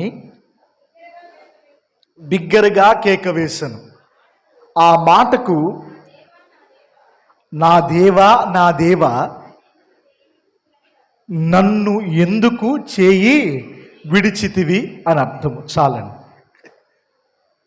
నా దేవా నా దేవా నన్ను ఎందుకు చేయి విడిచితివి. ఇది చాలా బలమైన మాట. నేను అనుకుంటూ ఉంటాను, ఈ 7 మాటల్లో గనక యేసు ప్రభు మాట్లాడుకోకుండా ఉంటే బాగుండు అనుకున్న మాట ఈ మాటే. నేను ఎందుకన్నానో దాని లోతును మనం తెలుసుకుందాం. బైబిల్ గ్రంథం తర్వాత చూద్దాం. నా వైపు చూడండి ఒకసారి, వాక్యాన్ని చాలా శ్రద్ధగా విందాం. యేసు ప్రభు ఎప్పుడైతే ఈ మాట పలికాడో అక్కడ నిలబడిన వారందరూ కరెక్టే కదా, జరగాల్సిందే అని అనుకున్నారు. యేసు ప్రభును సిలువ వేసే ప్రక్రియ నాకు చాలా ఈ రోజుల్లో రాజకీయ దురంధరులు ఉంటూ ఉన్నారు, తాతకు దగ్గులు నేర్పొద్దు అనేవారు లేకపోలేదు. ఇంత జ్ఞానులు ఈ రోజుల్లో ఉన్నారని మనం అనుకుంటే, యూదులు మనం చూసినట్లయితే వారు హేరోదు దగ్గరికి తీసుకువెళ్ళినప్పుడు ఒక మాట అన్నారు జాతి గురించి. అక్కడ నుండి పిలాతు దగ్గరికి తీసుకువెళ్ళినప్పుడు యూదులకు రాజు ఈయనే అని చెప్పుకుంటూ ఉన్నాడని రాజకీయ పరంగా చేశారు. మరి ప్రధాన యాజకుల దగ్గరికి తీసుకొచ్చినప్పుడు ఏం చేశారు? దైవ కుమారుడని చెప్పుకుంటున్నాడని దైవ దోషణకు దారి తీశారు. అక్కడేమో మతపరంగా జాతిపరంగా చేశారు, ఇక్కడేమో మతపరంగా చేశారు, అక్కడేమో రాజకీయం చేశారు. మనకంటే పెద్ద ఉన్మాదులు వాడు, బాగా తెలివిగలవాడు. వాళ్ళు బ్రతికితే కష్టము, మన మధ్యనుంటే కష్టమని హిట్లర్ లాంటి వాళ్ళు యూదులను, జాతిని ఇది చేసేయాలని, సంహరించాలని కంకణం కట్టుకున్నారు. వారు ఎక్కడున్నా ప్రమాదమే అని ఆ రోజులు అనుకునేవాడు. కానీ మనకు తెలుసు తన యొక్క బిడలను దేవుడు విడిచిపెట్టేవాడు కాదు అని. నా దేవా నా దేవా నా చేయి ఎందుకు విడిచిపెట్టావు? ఏంటి నీవు చేసే పని అని అంటే, నా తండ్రి నన్ను పంపించిన పనినే నేను చేస్తున్నాను అన్నాడు యేసు ప్రభు. నీకిచ్చిన అధికారం ఏంటి అని అంటే, నా తండ్రి నాకిచ్చిన అధికారము అని అన్నాడు. ఏమి చేసినా నా తండ్రి నాతో ఉన్నాడు, నేను చేసేది సమస్తము తండ్రి ద్వారానే నాకు కలిగి ఉన్నదని he enjoyed that filial relationship with his father. తండ్రితో ఆ సంబంధమును ఆత్మీయమైన లేకపోతే ఆ యొక్క ఈ ఫ్యామిలీ సంబంధాన్ని, కుటుంబ సంబంధాన్ని యేసుప్రభు జీవితాంతం ఆయన ఏం చేశారంటే ఎంజాయ్ చేసుకుంటూనే వచ్చారు. ఏం చేయాలన్నా నా తండ్రి నా తండ్రి నా తండ్రి నా తండ్రి అని అన్నారు. సడన్గా ఇప్పుడు వచ్చేపాటికి నా చేయి ఎందుకు విడిచిపెట్టావు ప్రభువా? అడ్డుగోడగా నీవు నేనే ఉన్నది. నిన్ను నన్ను ప్రేమిస్తూ ఉన్నాడు దేవుడు. దేవుని స్తోత్రం, హల్లెలూయా. ఒక ఆయన అంటూ ఉన్నాడు, love is the greatest qualities and attributes of God. దేవుని యొక్క గుణగణాలలో, లక్షణాలలో ప్రేమ అనేది చాలా ఉన్నతమైందని అన్నాడు. నేను అనుకుంటూ ఉంటాను, ప్రేమ దేవుని గుణగణాల్లో ఒకటి కాదు. Love is the very essence of the existence of God. దేవుని యొక్క ఉనికి ఉన్నట్లయితే ఆ ఉనికికి పరమార్థం ఆ ఉనికికి అర్థమే ప్రేమ. పేరు పెడితే అదే ప్రేమ. దేవుడే ప్రేమ, ప్రేమే దేవుడు అంటూ ఉంటాం కదా. God is love, love is God అని. So love is not the attribute of God. ఆయన గుణగణాలలో ప్రథమమైనదో, మధ్యలోదో, చివరిదో దానికి స్థానం కాదు, కానీ it is the very essence of the existence of God. దేవుడు ఉన్నాడు అని ఆ ఉనికిని తెలియపరచుటకు వివరణే ప్రేమ అని బైబిల్ ద్వారా నీవు నేను తెలుసుకుంటూ ఉన్నాం. ఎందుకంటే యోహాను సువార్త 3:16 అంటూ ఉంటాడు కదా, దేవుడు లోకమును ఎంతో ప్రేమించెను కాగా తన అద్వితీయ కుమారునిగా పుట్టిన వాని యందు విశ్వాసముంచు ప్రతివాడు నశింపక నిత్య జీవము పొందినట్లు ఆయన అనుగ్రహించెను అన్నమాట. ఒకవేళ if that be the true, అది కనుక సత్యము నిజమే అయితే దేవుడు నీ చెయ్యి అలాగ విడిచిపెడతాడు? మానవ యొక్క చరిత్రలో భయంకరమైన క్రూరమైన మరణం ఏదైనా ఉన్నట్లయితే అది శిలువ మరణమే కదా. మానవుని యొక్క చరిత్రలో క్రూరమైన పనిష్మెంట్ ఏదో ఉన్నట్లయితే అది సిలువే కదా. అందుకని పౌలు భక్తుడు అంటూ ఉంటాడు, when the fullness of time has come, God sent forth his son. కాలము పరిపూర్ణమైనప్పుడు, సంపూర్ణమైనప్పుడు, when it has come to a halt point, అది ఫుల్ స్టాప్ అనే ప్రదేశంలోనికి వచ్చినప్పుడు దేవుని యొక్క వాక్యం అంటూ ఉన్నది, తన యొక్క కుమారుని లోకమునకు పంపించెను. ప్రభువా, ఇంత ఘోరమైనది ఒక అపరాధులకు, దొంగలకు, జాతి వివక్ష కలిగి జాతిని మోసము చేసిన వారికి ఒక ట్రీసన్ లేకపోతే ఈ యొక్క దేశాన్ని మోసము చేసిన వారికి వేసే శిక్షను యేసు నీకు పడుతుంది అని అంటే అదేనయ్యా దేవుని శాపము అని అంటూ ఉన్నారు కింద కూర్చున్న వాళ్ళందరూ, వినేవాళ్ళందరూ.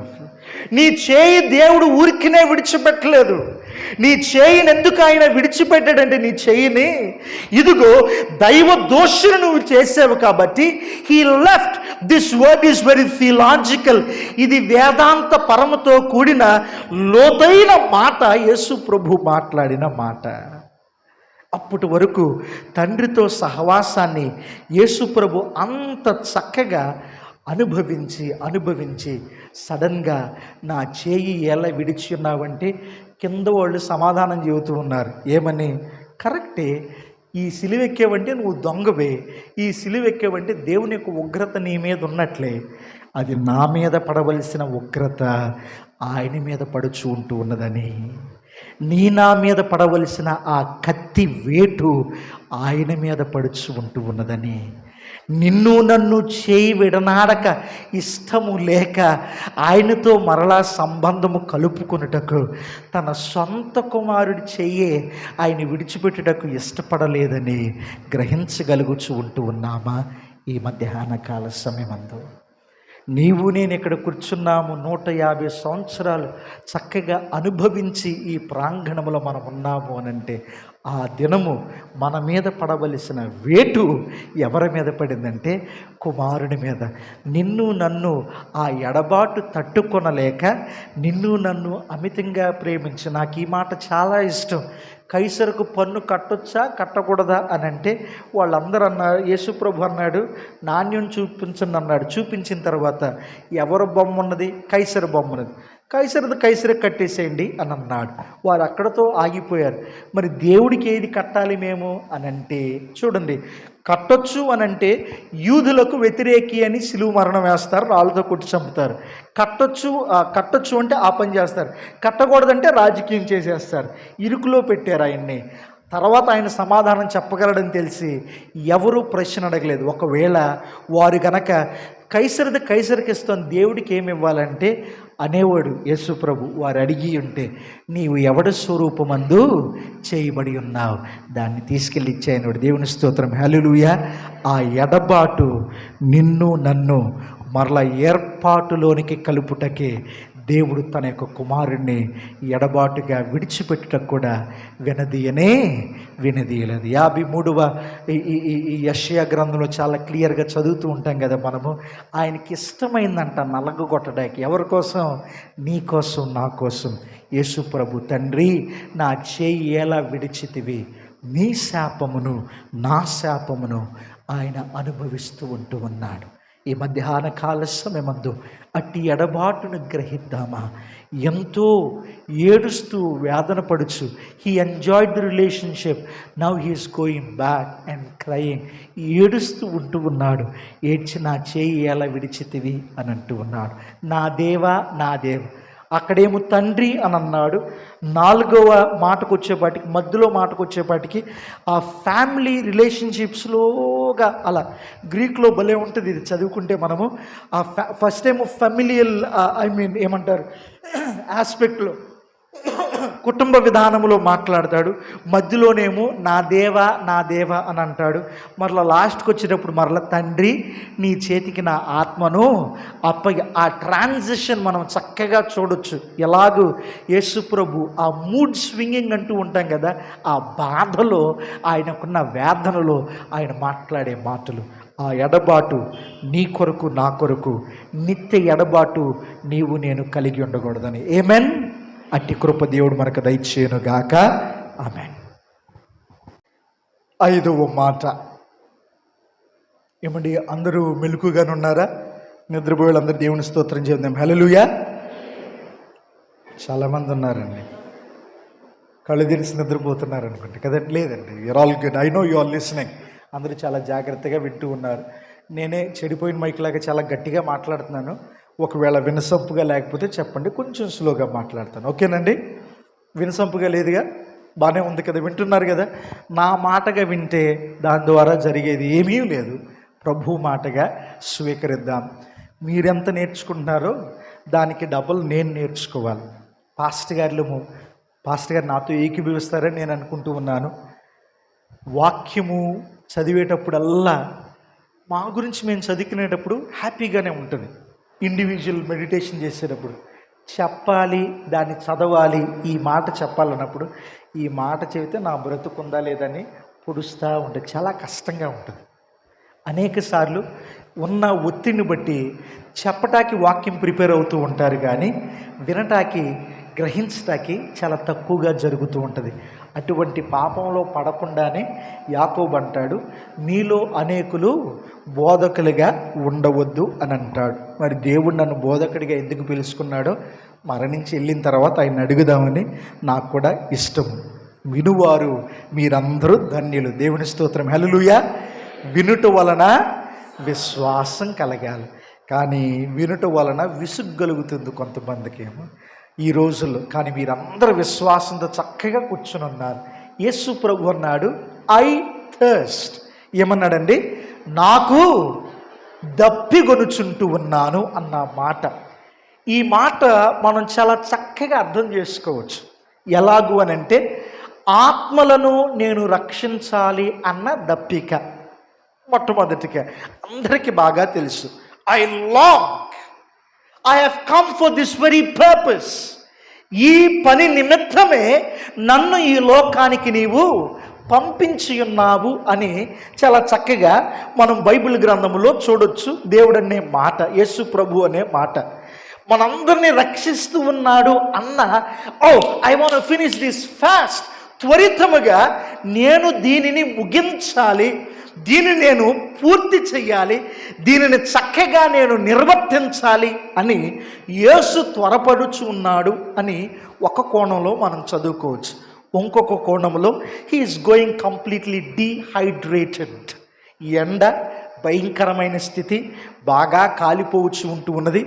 గోల్గొత్త ఏమీ ఉండదు అక్కడ, పుర్రెలు తప్ప. అంత బోడి కొండ కాబట్టి అది. ఆ స్థితిలో ఈయన అవి మోసుకు వెళ్ళొచ్చు, ఏమి ఇవ్వలేని స్థితిలో, నీళ్ళిస్తే గొంతు కడ్డి అడ్డుపడి చనిపోతాడు. ఆ మెడికల్ టర్మినాలజీస్, ఆ డిఫరెంట్ ఆస్పెక్ట్స్ నేను తీసుకురావడం లేదు. కానీ ఈ మాట యోహాను సువార్త 4వ అధ్యాయంలో అందరూ వెళ్ళవలసిన మార్గంలో కాకుండా కావాలని ఈ షార్ట్ కట్ తీసుకుంటాడు యేసు ప్రభు. తీసుకుంటారండి. షార్ట్ కట్ తీసుకుని వెళ్ళేటప్పుడు బావి దగ్గర కూర్చుంటాడు. నీ దప్పిక నేను తీరుస్తానన్న ఆ యేసు ప్రభు ఇక్కడ దప్పిక గొనుచుంటూ ఉన్నాడు. ఆమెమో కొండ వదిలేసి వెళ్ళిపోయింది. వారిరువురు మధ్యన జరిగిన సంభాషణ నాకెంత ఇష్టమంటే, అందరూ ఆమె రక్షించబడాలి అని, ఆమె బ్రతుకుని యేసు ప్రభు చెప్పాడు అని మనము ఆ కోణంలో చూస్తూ ఉంటాం. కానీ ఆమె బ్రతుకుని ఎప్పుడైతే ఆయన తీయటం మొదలుపెట్టాడో సడన్గా ఆమె ఒక వేదాంతవేత్తగా మారిపోయింది. చూడగలుగుతూ ఉన్నారా? Did you observe that? ఒక వేదాంతవేత్తగా మారిపోయి వేదాంతము ఆమె బోధించడం మొదలుపెట్టింది. ఏమని? మీకు ఈ స్థలం ఉంది, మాకు ఆ స్థలం ఉన్నది, మాకు ఇది ఉన్నది, ఈ బావి ఉన్నది, మీకు ఆ బావి ఉన్నది. బావి నీరు అని అనగానే అందరు పెళ్లి కొడుకులు వారి జీవిత భాగస్వాములను ఆ బావి దగ్గరే కలిశారు. అవునా? అందరూ అక్కడే కలిశారు. ఇస్సాకు అక్కడే కలిశాడా? యాకోబు, తర్వాత మోషే, ఈ హేమాహేమీలందరూ అక్కడే కలిశారు. ఎందుకు యేసు ప్రభు దాన్నే చూసి చేసుకున్నాడో తెలుసండి? సమరయులు బైబిల్ అంతటిని నమ్మరు. ఎంతవరకు నమ్ముతారు? మోషే ధర్మశాస్త్రం వరకు మాత్రమే నమ్ముతారు. ప్రవక్తలను నమ్మరు వాళ్ళు. కానీ ఈవిడ యేసు ప్రభును ప్రవక్తగా గుర్తించింది. చూసారా? నాకు సమయం లేదు, కానీ ఒకవేళ ఇది రెండోసారి మీ సంఘానికి నేను రావడం, మరలా ఇంకొక 4-5 సంవత్సరాల తర్వాత ఎప్పుడన్నా రాగలిగితే అప్పుడు మనం నేర్చుకుందాం. అంటే ఊరికి వస్తుంది, just to make them smile and say. ఏదో ఒక టైంలో ఒకవేళ ఈ మాట భలే ఉంటుంది, చక్కగా ప్రవక్త అని గుర్తిస్తుంది. సమరయులతో ఎవరూ తినకూడదు, యూదులు పురుషులు అస్సలు మాట్లాడకూడదు, వాళ్ళ మార్గం గుండానే వెళ్ళకూడదు. యేసుప్రభు వెళ్ళి 2-3 రోజులు ఉంటాడా లేదా? వాళ్ళ దగ్గర భోజనం కూడా చేస్తాడు, వాళ్ళ దగ్గరే పడుకుంటాడు. చాలా బాగుంటుంది అది మనం చదువుతూ ఉంటుంటే. ఇటువంటి ఆత్మల దాహం కొరకు ఆవిడికి ఏదైతే తెలుసో, ఏదైతే నమ్ముతారో దాని దగ్గరికే వెళ్తాడు యేసు ప్రభు, బావి దగ్గరికి. బావికి మించి వారు నమ్మకాలేమి లేవు, అందరూ అక్కడే.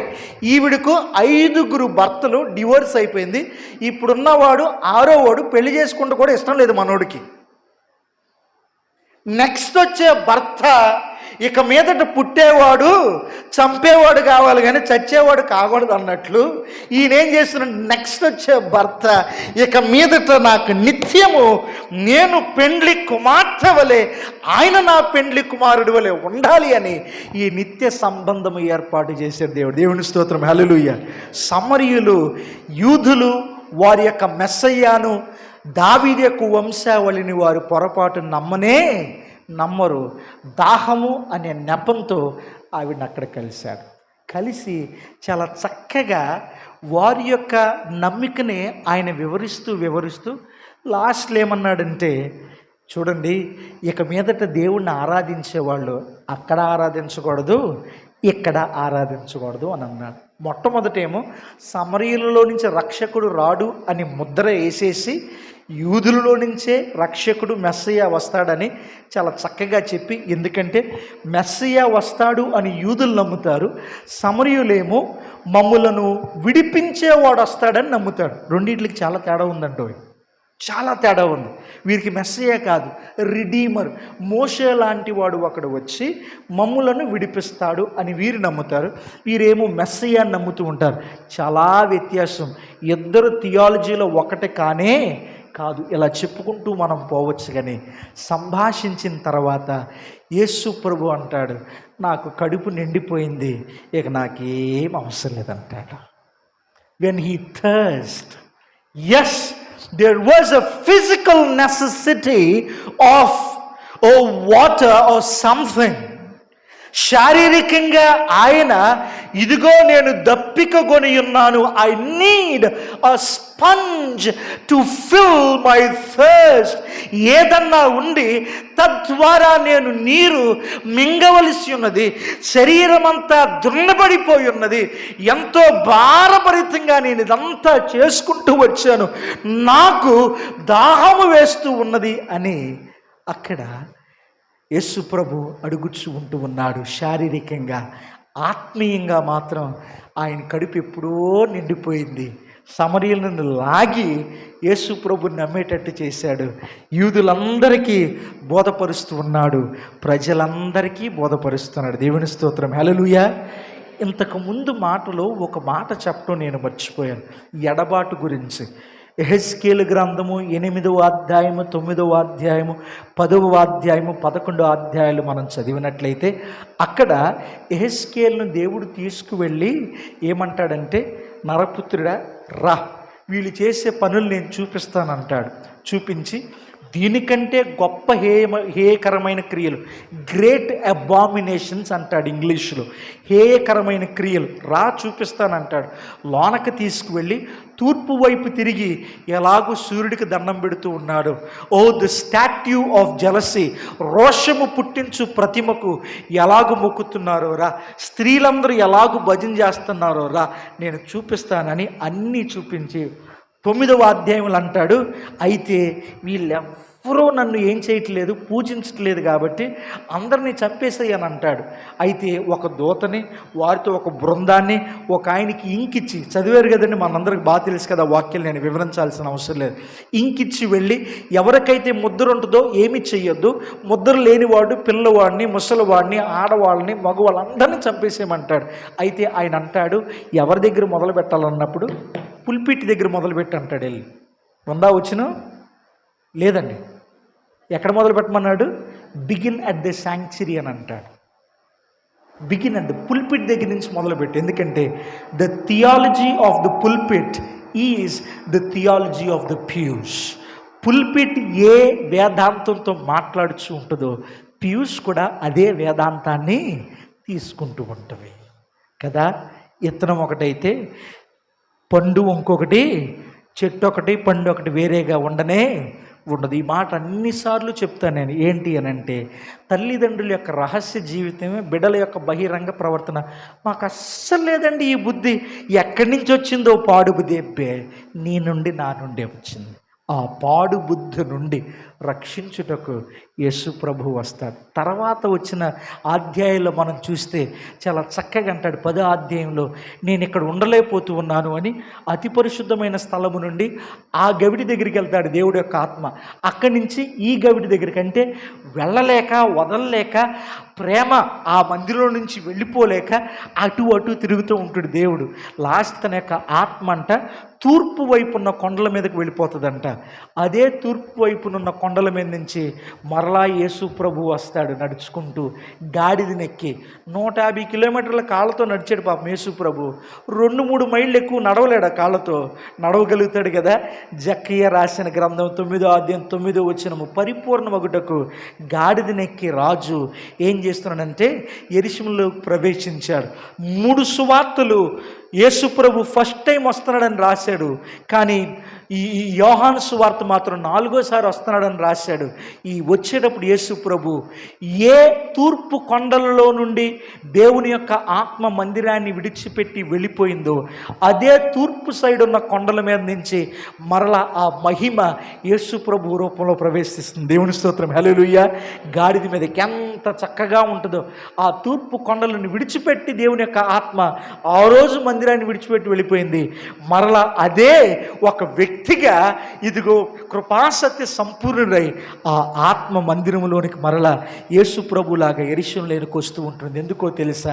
యెరూషలేము అనేక మందిని చంపేసింది, ఆత్మల భారము అధికంగా ఉంటూ ఉన్నది. యేసు ప్రభు అంటూ ఉన్నాడు, నేను దప్పిక కొని ఉన్నాను. అది శారీరకమైనది, దానికంటే ప్రాముఖ్యంగా అది ఆత్మీయమైనది. నా సన్నిధి నిత్యము మీతో కూడా ఉండినట్లు 11వ అధ్యాయం 23వ వచనం అనుకుంటా మనం చూసినట్లయితే అక్కడ అంటాడు, ఇక మీదట అక్కడ ఇక్కడ అని కాదు, నా యొక్క ఆత్మల భారము, నా తృష్ణ, నా యొక్క ఇదిగో ఈ యొక్క నా యొక్క ఫస్ట్ నేను దప్పిక కొని ఉన్నాను. కాబట్టి సరి అయిన వారి కొరకు, ఎవరైతే నీతిమంతులుగా ఏ ప్రదేశంలో అయితే జీవిస్తారో వారి దగ్గరికే నేను వెళ్ళిపోయి I will live as a little sanctuary అని అంటాడు ఇంగ్లీష్లో. నేను ఒక చిన్న మందిరము వలె వారి దగ్గరే ఉండుటకు నేను వెళ్ళిపోతున్నానని దేవుని యొక్క ఆత్మ ఆ యెరూషలేము మందిరంలో నుంచి వెళ్ళిపోతూ ఉంటుంది. ఎందుకు ఈ మాట నేను జ్ఞాపకం చేస్తున్నానంటే, ఐ థర్స్ట్, నేను దప్పిక కొని ఉన్నాను అంటే యెరూషలేముకి ఎంతమంది వచ్చినా చంపుకుంటూ వెళ్ళిపోతూ ఉన్నారు, ఈయన మాత్రము ఆత్మను రక్షించే ఒక దృఢ నిశ్చయత కలిగి వచ్చి ఉన్నాడు. కాబట్టి ఇక మీదట మీ మీద ఉన్న ప్రతి విధమైన ఈ శాపమును, ఈ భారమును మాపివేసి నిన్ను రక్షించాలని నాకు దప్పిక, ఆరాటము అధికంగా ఉన్నది. కాబట్టి గట్టిగా కేకవేసి, శారీరకమైనప్పటికీ ఆత్మీయంగా నేను దప్పిక గొనుచుంటూ ఉన్నాను. నిన్ను నన్ను దేవుని యొక్క ఆత్మతో నింపుటకు ఆయన ఎన్నుకున్న మార్గము. అట్టి కృప దేవుడు మనందరికి దయచేయునుగాక. ఆమేన్. 6వ మాట మనము నేర్చుకునే ముందు, మీ దైవదాసులతో మాట్లాడేటప్పుడు నాకు సమయం 3 వరకు ఉందని అన్నారు. Can I take until then? Yes. అప్పుడు నాకు అనిపించింది కొంచెము వివరణలోకి వెళ్ళొచ్చు అని. ఇందాకటి మాట ఇంకొక 3 నిమిషాలు మాట్లాడి 6వ మాటలోకి వెళ్తాను నేను. ఐ థర్స్ట్ అనే మాట నాకు చాలా ఇష్టం. ఎందుకనంటే అది నా బ్రతుకును దేవునికి నేను ఏ స్థితిలో సమర్పించుకున్నటకు, ఎటువంటి పరిస్థితిలో ఆయనకి ఎలాగో రెస్పాండ్ అవుతూ ఉంటున్నానన్న స్థితిని చాలా క్లియర్గా చూపిస్తూ ఉంటుంది. ఎందుకంటే యేసు ప్రభు నాకు దప్పిక అవుచు ఉంటున్నది, నేను దప్పిక కొనుచు ఉంటున్నాను అని అన్నప్పుడు there is a cup of sympathy that people try to give him. అక్కడున్నవారు సింపతి, జాలితో కూడిన ఒక గిన్నెను, అంటే ఆయన వైపు జాలితో చూశారు. అర్థమవుతుంది? there is a cup of sympathy, జాలితో. ఎందుకు పట్టిన బాధ ఇది, ఎందుకు పట్టిన గొడవ ఇది, ఎందుకు ఇంత దాకా తెచ్చుకున్నామని జాలితో చూసిన వారు లేకపోలేదు. గ్రంథాన్ని అర్థం చేసుకున్న వాళ్ళు చాలా తక్కువ మంది. మరి అర్థం చేసుకున్నట్లు ఎవరు లెక్కించబడలేదు బైబిల్లో.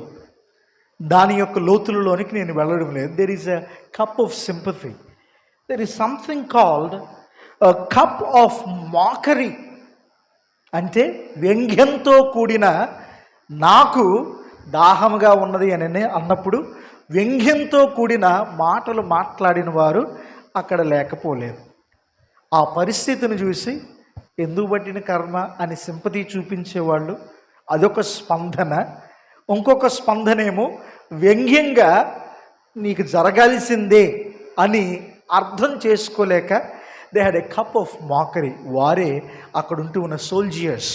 బైబిల్ అంటూ ఉన్నది అక్కడున్న అనేక మంది రక్షక భటులు కానీ, అక్కడ ఉంటూ ఉన్న soldiers, what you say in Telugu, ఏమంటూ ఉంటామండి, సైనికులు యేసు ప్రభుని వ్యంగ్యంగా ఆయన వస్త్రాలను ఏం చేశారు. ఇంకొకటి ఉన్నది, it is a cup of iniquity. A cup of iniquity ఏమంటామండి తెలుగులో? Pastor, can you help me అండి? అతిక్రమము. ఎవరేసారో తెలుసా దాన్ని? తండ్రి అయిన దేవుడు కుమారుడి మీద వేశారు. ఎవరి కొరకు? నీవు నేను తాగవలసిన కప్పది. ఆ అతిక్రమాన్ని మనం భరించాలి, ఆ పాపాన్ని మనం భరించాలి. The question that we have ఈరోజు మన ముందున్న ప్రశ్న ఏంటి అని అంటే, నీవు దాహంగొని ఉన్నావా అన్నది ప్రశ్న కాదు. యేసు ప్రభు ఉన్నాడు, ఎదురుగా సిలువ ఉన్నది, 3 దొంగలు ఉన్నారు అక్కడ. వాళ్ళ ప్రకారం యేసు ప్రభు కూడా దొంగ గుంపులోనే చేర్చేశారు కదా. 3 సిలువలు ఉన్నవి. ఒక దొంగేమో విప్లవాన్ని కంటిన్యూ చేయడానికి రక్షించమంటున్నాడు, పాపంతోనే చనిపోతున్నాడు. ఇంకొక దొంగ ఏమో పాపాన్ని విడిచిపెట్టి బ్రతకాలనుకుంటూ ఉన్నాడు. యేసు ప్రభు మధ్యలోనేమో పాపుల కొరకు పాపము నిమిత్తమై ఆయన చనిపోవచ్చు ఉన్నాడు. చూడండి, ఇక్కడ మన అతిక్రమము ఆయన తాగి ఉన్నాడు కాబట్టి క్లియర్ యేసు ప్రభు మనకు కనబడుచున్నాడు కాబట్టి ఇంకా దాహం కొని ఉన్నావా అన్నది మన ప్రశ్న కాదు. మన ప్రశ్న ఏంటి అంటే, how long will you be thirsty? ఇంకా ఎంతకాలం దాహం కొని ఉంటావు? ఎందుకంటే మాదిరికరంగా అక్కడ సిలువలో యేసు ప్రభు ఆ మ్రాను మీద వేలాడి ఉండటం మనం చూస్తూ ఉంటున్నాం కదా. We are able to see him. How long will you be thirsty? నా యొద్దకు వచ్చిన వాడు, నేనిచ్చు నీరును తాగిన వాడు, ఈ సత్యాన్ని గ్రహించిన వాడు. ఎన్ని మారులు యేసు ప్రభు మాట్లాడలేదు, there is no hunger anymore, there is no thirsty anymore. ప్రకటన గ్రంథము 7వ అధ్యాయము 11వ వచనంలో, ఇక మీదట దప్పిక ఉండదు, ఆకలి కూడా అక్కడ ఉండనే ఉండదు. అయితే ఈ మధ్యాహ్న కాల సమయమందు ఎటువంటి దప్పిక? తెలిసి కూడా ఇంకా దప్పికగానే ఉంటూ ఉన్నామా? ఎంతకాలం దప్పికతో ఉంటాం? రండి, ఈ బావిలో నుండి మనం తాగితే ఈ నీరు, ఈ రక్షణ అనే నీరు. ఎందుకంటే మనము త్రాగవలసిన అతిక్రమాన్ని, ఆ కప్పుని తండ్రి తన ఏకైక కుమారుడికి ఇచ్చాడు. దేవుని స్తోత్రం, హల్లెలూయా. 6వ మాట త్వరితంగానే ముగిస్తాను. చదువుతారండి ఎవరన్నా? 6వ మాట ఏంటిదండి? యేసు ఆచరక పుచ్చుకొని ఏమైందండి? సమాప్తమైనదని తల వంచి ఆత్మను అప్పగించాను. ఆత్మను అప్పగించాను అన్న మాటకి తర్వాత వద్దాం. సమాప్తమైనది అనే మాట మనం చదువుతూ ఉంటున్నాం కదా. గ్రీకు భాషలో ఎవరైనా చెప్తారా? అందరికీ తెలుసు ఆ మాట, చాలాసార్లు వినే ఉంటారు. చెప్పండి, ఏంటిదండి? టెటెలస్టాయ్. ఎగ్జాక్ట్లీ. ఇంగ్లీష్లో ఇట్ ఈస్ ఫినిష్, సమాప్తమైనది అని అంటూ ఉన్నాడు యేసు ప్రభు. ఏంటి సమాప్తమైనది అని అంటే, it is finish forever. నిత్యత్వములో అది సమాప్తమైపోయి ఉన్నది. ఇప్పటి వరకు ఈ యొక్క క్షమాపణ, ఈ రక్షణ అనేది ఎలాగూ కలుగుచ్చు ఉంటూ ఉన్నదంటే, కర్మను బట్టి కలుగుచ్చు ఉంటూ ఉన్నది కొంతమందికి. మరికొంతమందికి జ్ఞానులుగా జ్ఞానము కలిగి ఉంటే చాలు మనకు రక్షణ కలుగుచ్చు ఉంటుందని నమ్ముచ్చు ఉంటూ ఉన్నారు. మరికొంతమంది భక్తితో ఉంటే చాలు మనం రక్షించబడతాము అని. బట్ ప్రశ్న ఏమిటంటే, ఎంతకాలము నేను బలి అర్పిస్తూనే ఉండాలి? ఎంతకాలము నేను ఈ జ్ఞానంతోనే ఉండాలి? ఎంతకాలము ఈ కర్మను చేసుకుంటూ నా భక్తిని నేను కొనసాగించాలి? ఇదిగో యేసు ప్రభు అంటూ ఉన్నాడు, ఇంకా అంతకాలము ఇంతకాలము అని లేదు. సమస్త కాలాలకు, for the past, present and the future, ఈ యొక్క భూమి ఆకాశము అన్నీ గతించిపోయే వరకు నిత్యత్వములో టెటెలస్టాయ్ అంటే అర్థం ఏంటంటే, మన పీరియడ్ ఉంటుంది కదండి, ఫుల్ స్టాప్. ఫుల్ స్టాప్ తరువాత మనం ఏం చేస్తూ ఉంటామంటే ఇంకొక సెంటెన్స్ బిగిన్ చేస్తూ ఉంటాం. కానీ ఇక్కడ ఇట్ ఈస్ ఫినిష్ అన్న తర్వాత ఈ రక్షణ గూర్చిన ఆలోచన, విధానము, ప్రక్రియ ముగించబడిపోయినది మానవుడి చరిత్రలో. ఇక మీదట దీని గురించి ఆలోచించి తర్జనా భర్జన పడవలసిన ఆవశ్యకత ఎవరికి లేనే లేదు. దేవుని స్తోత్రం, హల్లెలూయా. ఎంత గొప్ప మాట ఈ మాట. ఇది నిత్యత్వములో దీనికి నేను ఫుల్ స్టాప్ పెట్టి ఉన్నాను. ఇది చేస్తే నాకు ఇది జరుగుద్ది, ఇక మీదట లేదు అటువంటిది. పలానా చోటకు వెళితే నాకు మంచి జరుగుద్ది. బైబిల్ అంతా నేను త్వరగా కంప్లీట్ చేసేస్తే మంచి జరగదండి. దయచేసి గమనించండి. క్యాలెండర్ ప్రకారం అయ్యో నేను బైబిల్ ఈరోజు చదవలేకపోయానే, నాకేమవుతుందో ప్రభువా నన్ను క్షమించు. చదివిన బైబిల్ని పాటించలేదని మాత్రం బాధ ఉండదు మనకి. ఈరోజు పోర్షన్ కంప్లీట్ చేయలేదని మాత్రము చాలా బాధ ఉంటుంది. బైబిల్ అనేది బర్త్డే కేక్ లాంటిది కాదు, సంవత్సరానికి ఒకసారి తిని అబ్బా భలే తీయగా ఉందండి అని అంటాకి. బైబిల్ వాక్యం అనేది డైలీ బ్రెడ్, అనుదిన ఆహారం. రోజు బర్త్డే కేక్ లాగా తింటే ఏదో ఒక వ్యాధి వచ్చి పరదేశులము ప్రియులారా మన పురం మీద కాదన్నప్పుడు మనం వాడుకోవచ్చు. ఇది అనుదిన ఆహారం, రోజు బలం కొరకు, శక్తి కొరకు దీన్ని తింటూనే ఉండాలి. దేవుని స్తోత్రం, హల్లెలూయా. రక్షణ ముగించబడి ఉన్నది, రక్షణ కార్యము ముగించబడి ఉన్నది. ఇప్పుడు ప్రతిస్పందన మాత్రమే ఉంటూ ఉన్నది నీకు నాకు. దానికి ప్రతిస్పందిస్తూ ఉంటూ ఉన్నామా లేదా? యేసు ప్రభు అన్నాడు, it is finished, it stands finished, it will always stand finished. అయిపోయింది, ఇది నిత్యత్వములో అయిపోయి ఇలాగే ఉంటుంది. ఇక మీదటికి ఇది అయిపోయిందంతే, దీని గురించి ఇంకా నో మోర్ ఆర్గ్యుమెంట్స్, ఇది అయిపోయింది, ఫుల్ స్టాప్. రక్షణ కొరకు అటు వెళ్ళాలి ఇటు వెళ్ళాలి, ఆ కొండ మీదో ఈ గుట్ట మీదో, ఈ దేవాలయంలోనో వేరే దేవాలయంలోనో కాదు, కానీ నీవు ఎక్కడ ఉన్నావో you are the moving temple of God. నీవు నిత్యము కదులుచు ఉంటూ ఉన్న దేవుని యొక్క ఆలయమై ఉంటూ ఉన్నావు. పౌలు భక్తుడు అంటాడు కదా, నీ దేహమే దేవుని ఆలయము, దాన్ని సజీవ యాగముగా సమర్పించమంటూ ఉన్నాడు. కాబట్టి అయిపోయింది రక్షణ కార్యము, దాన్ని స్వీకరించి నీవు ఎక్కడికి వెళితే అదే రక్షణా స్థలం. దేవుని స్తోత్రం, హల్లెలూయా. గట్టిగా చెప్తాను, హల్లెలూయా. దేవుని స్తోత్రం, హల్లెలూయా. ఎంత చక్కటి మాట. టెటలాస్టాయ్ అనే పదం ఎప్పుడు వాడతారో తెలుసండి? మొట్టమొదటిగా servants and slaves use this word. అంటే బానిసలు, కూలి పని చేసేవారు, లేకపోతే పనివారు ఈ మాట వాడుతూ ఉంటారు. యజమాని వచ్చి ఏమైంది అని అంటే, అయ్యా నీవు చెప్పిన పనంతా అయిపోయిందయ్యా. ఏదో ఒక ఆయన గురించి మనం నేర్చుకుంటాం కదండి తెలుగు టెక్స్ట్ బుక్లో. ఏంటి, ఈ రంగడిని మనం పొద్దున్నే పలానూరు పంపిద్దామని భార్య భర్తలు మాట్లాడుకుంటారు ఇంట్లో.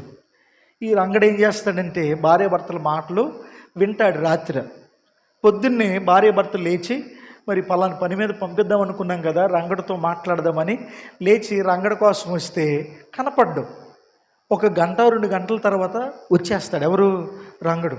వచ్చిన తర్వాత వీళ్ళు అడిగితే ఎక్కడికి వెళ్ళిపోయావు రంగడు, నిన్ను పలానా పని మీద పంపిద్దాం అనుకున్నానంటే ఈయన అంటాడు, రాత్రి మీ ఇద్దరు నన్ను ఆ ఊరు పంపించాలని మాట్లాడుకోవటం నేను విన్నానయ్యా, అందుకని నేను ముందే వెళ్ళొచ్చేసాను అంటాడు.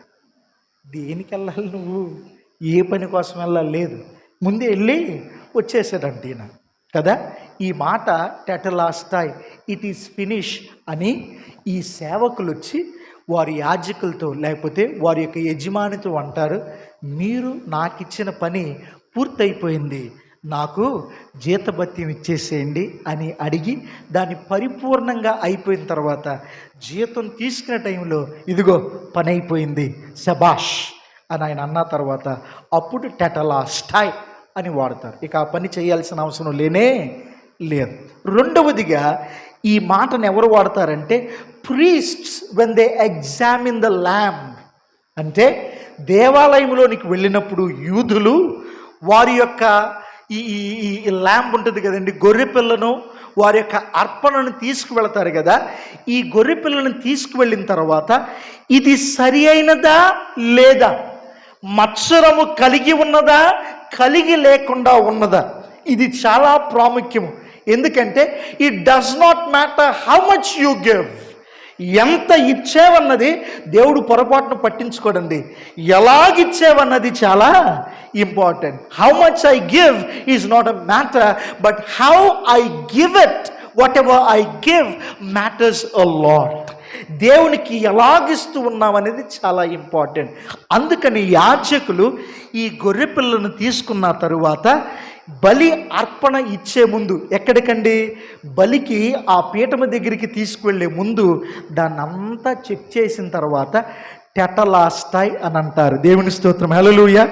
ఈ గొర్రె పిల్లను చూసి టెటలాస్టాయ్ అని అన్న తర్వాతే దాన్ని తీసుకెళ్ళి ఆ యొక్క బలిపీఠం మీద సంహరిస్తూ ఉంటారు.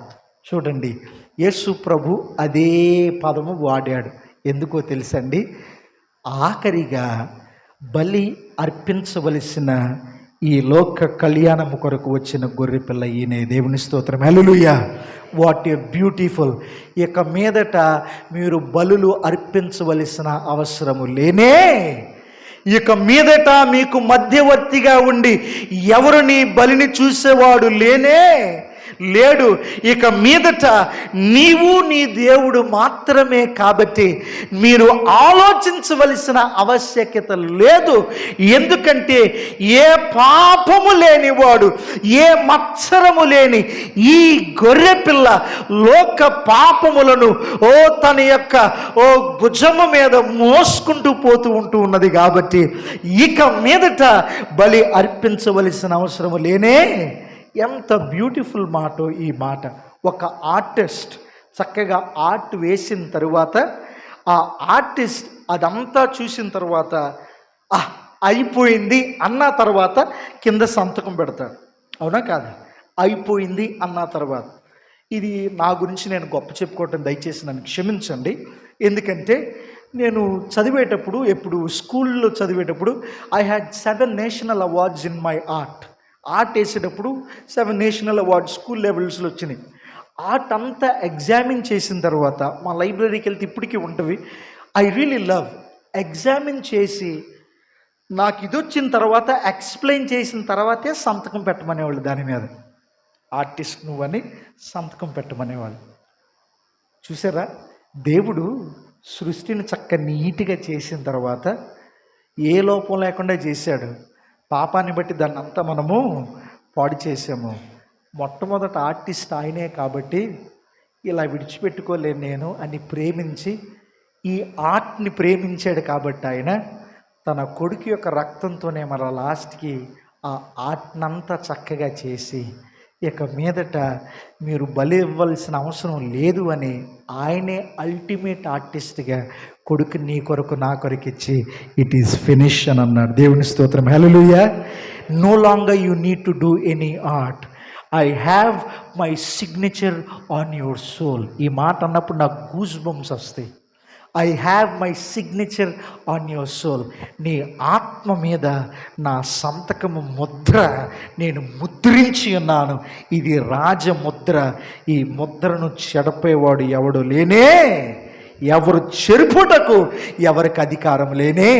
His signature is upon your soul. His signature is upon my soul. ఈయన నా సొత్తు, నా కుమారుడు, నా కుమార్తె, నా రాజ్యపు వారసుడు అని నా ఆత్మ మీద ఆయన కుమారుని యొక్క రక్తముతో ముద్రించి సంతకం పెట్టాడు. కాబట్టి ఇక నేను ఎవడికి తలొంచాల్సిన అవసరం పని లేనే. ప్రభువా, నీవిచ్చిన పనిని నేను ముగించేసేసాను తండ్రి. నీవు నన్ను పంపించిన పనిని పరిపూర్ణంగా ముగించేసాను ప్రభువా అని చక్కగా చెప్పి ఇట్ ఈస్ ఫినిష్ అని అన్నాడు. అప్పటి వరకు ఇదిగో ఎగ్జామిన్ చేసి మత్సరము లేదు అని చెప్పవలసిన ఈ యొక్క యాజకులందరూ పక్కకు వెళ్ళిపోయారు. మందిరములో ఉన్న ఆ యొక్క తెర 2గా చినిగిపోయి ఆయన ముద్ర మన యొక్క దేహము మీద, మన యొక్క ఆత్మ మీద ఆయన ముద్రించి మనలను స్వీకరించాడు. దేవుని స్తోత్రం, హల్లెలూయా. చాలా క్లియర్గా అంటూ ఉన్నది కదా, and the veil torn into pieces అనే మాట మనం బైబిల్లో చూస్తూ ఉంటాం. ఆ యొక్క తెర 2గా చినిగిపోయిందని. దేవుని స్తోత్రం, హల్లెలూయా. ఇక మీదట ఆ రాజముద్ర నా ఆత్మ మీద, శరీరము మీద, మన బ్రతుకు మీద ఉన్నది. కాబట్టి పూజలు, పునస్కారాలు, బలులు, అర్పణలు అంటే ఇవి కాదని నేను అనేది. ఈ అర్పణలు మనం చేయవలసిన అవసరం లేనే లేదు. అటువంటి ముద్ర మన మీద నిత్యము ఉండును గాక. ఆమేన్. ఆఖరి మాట,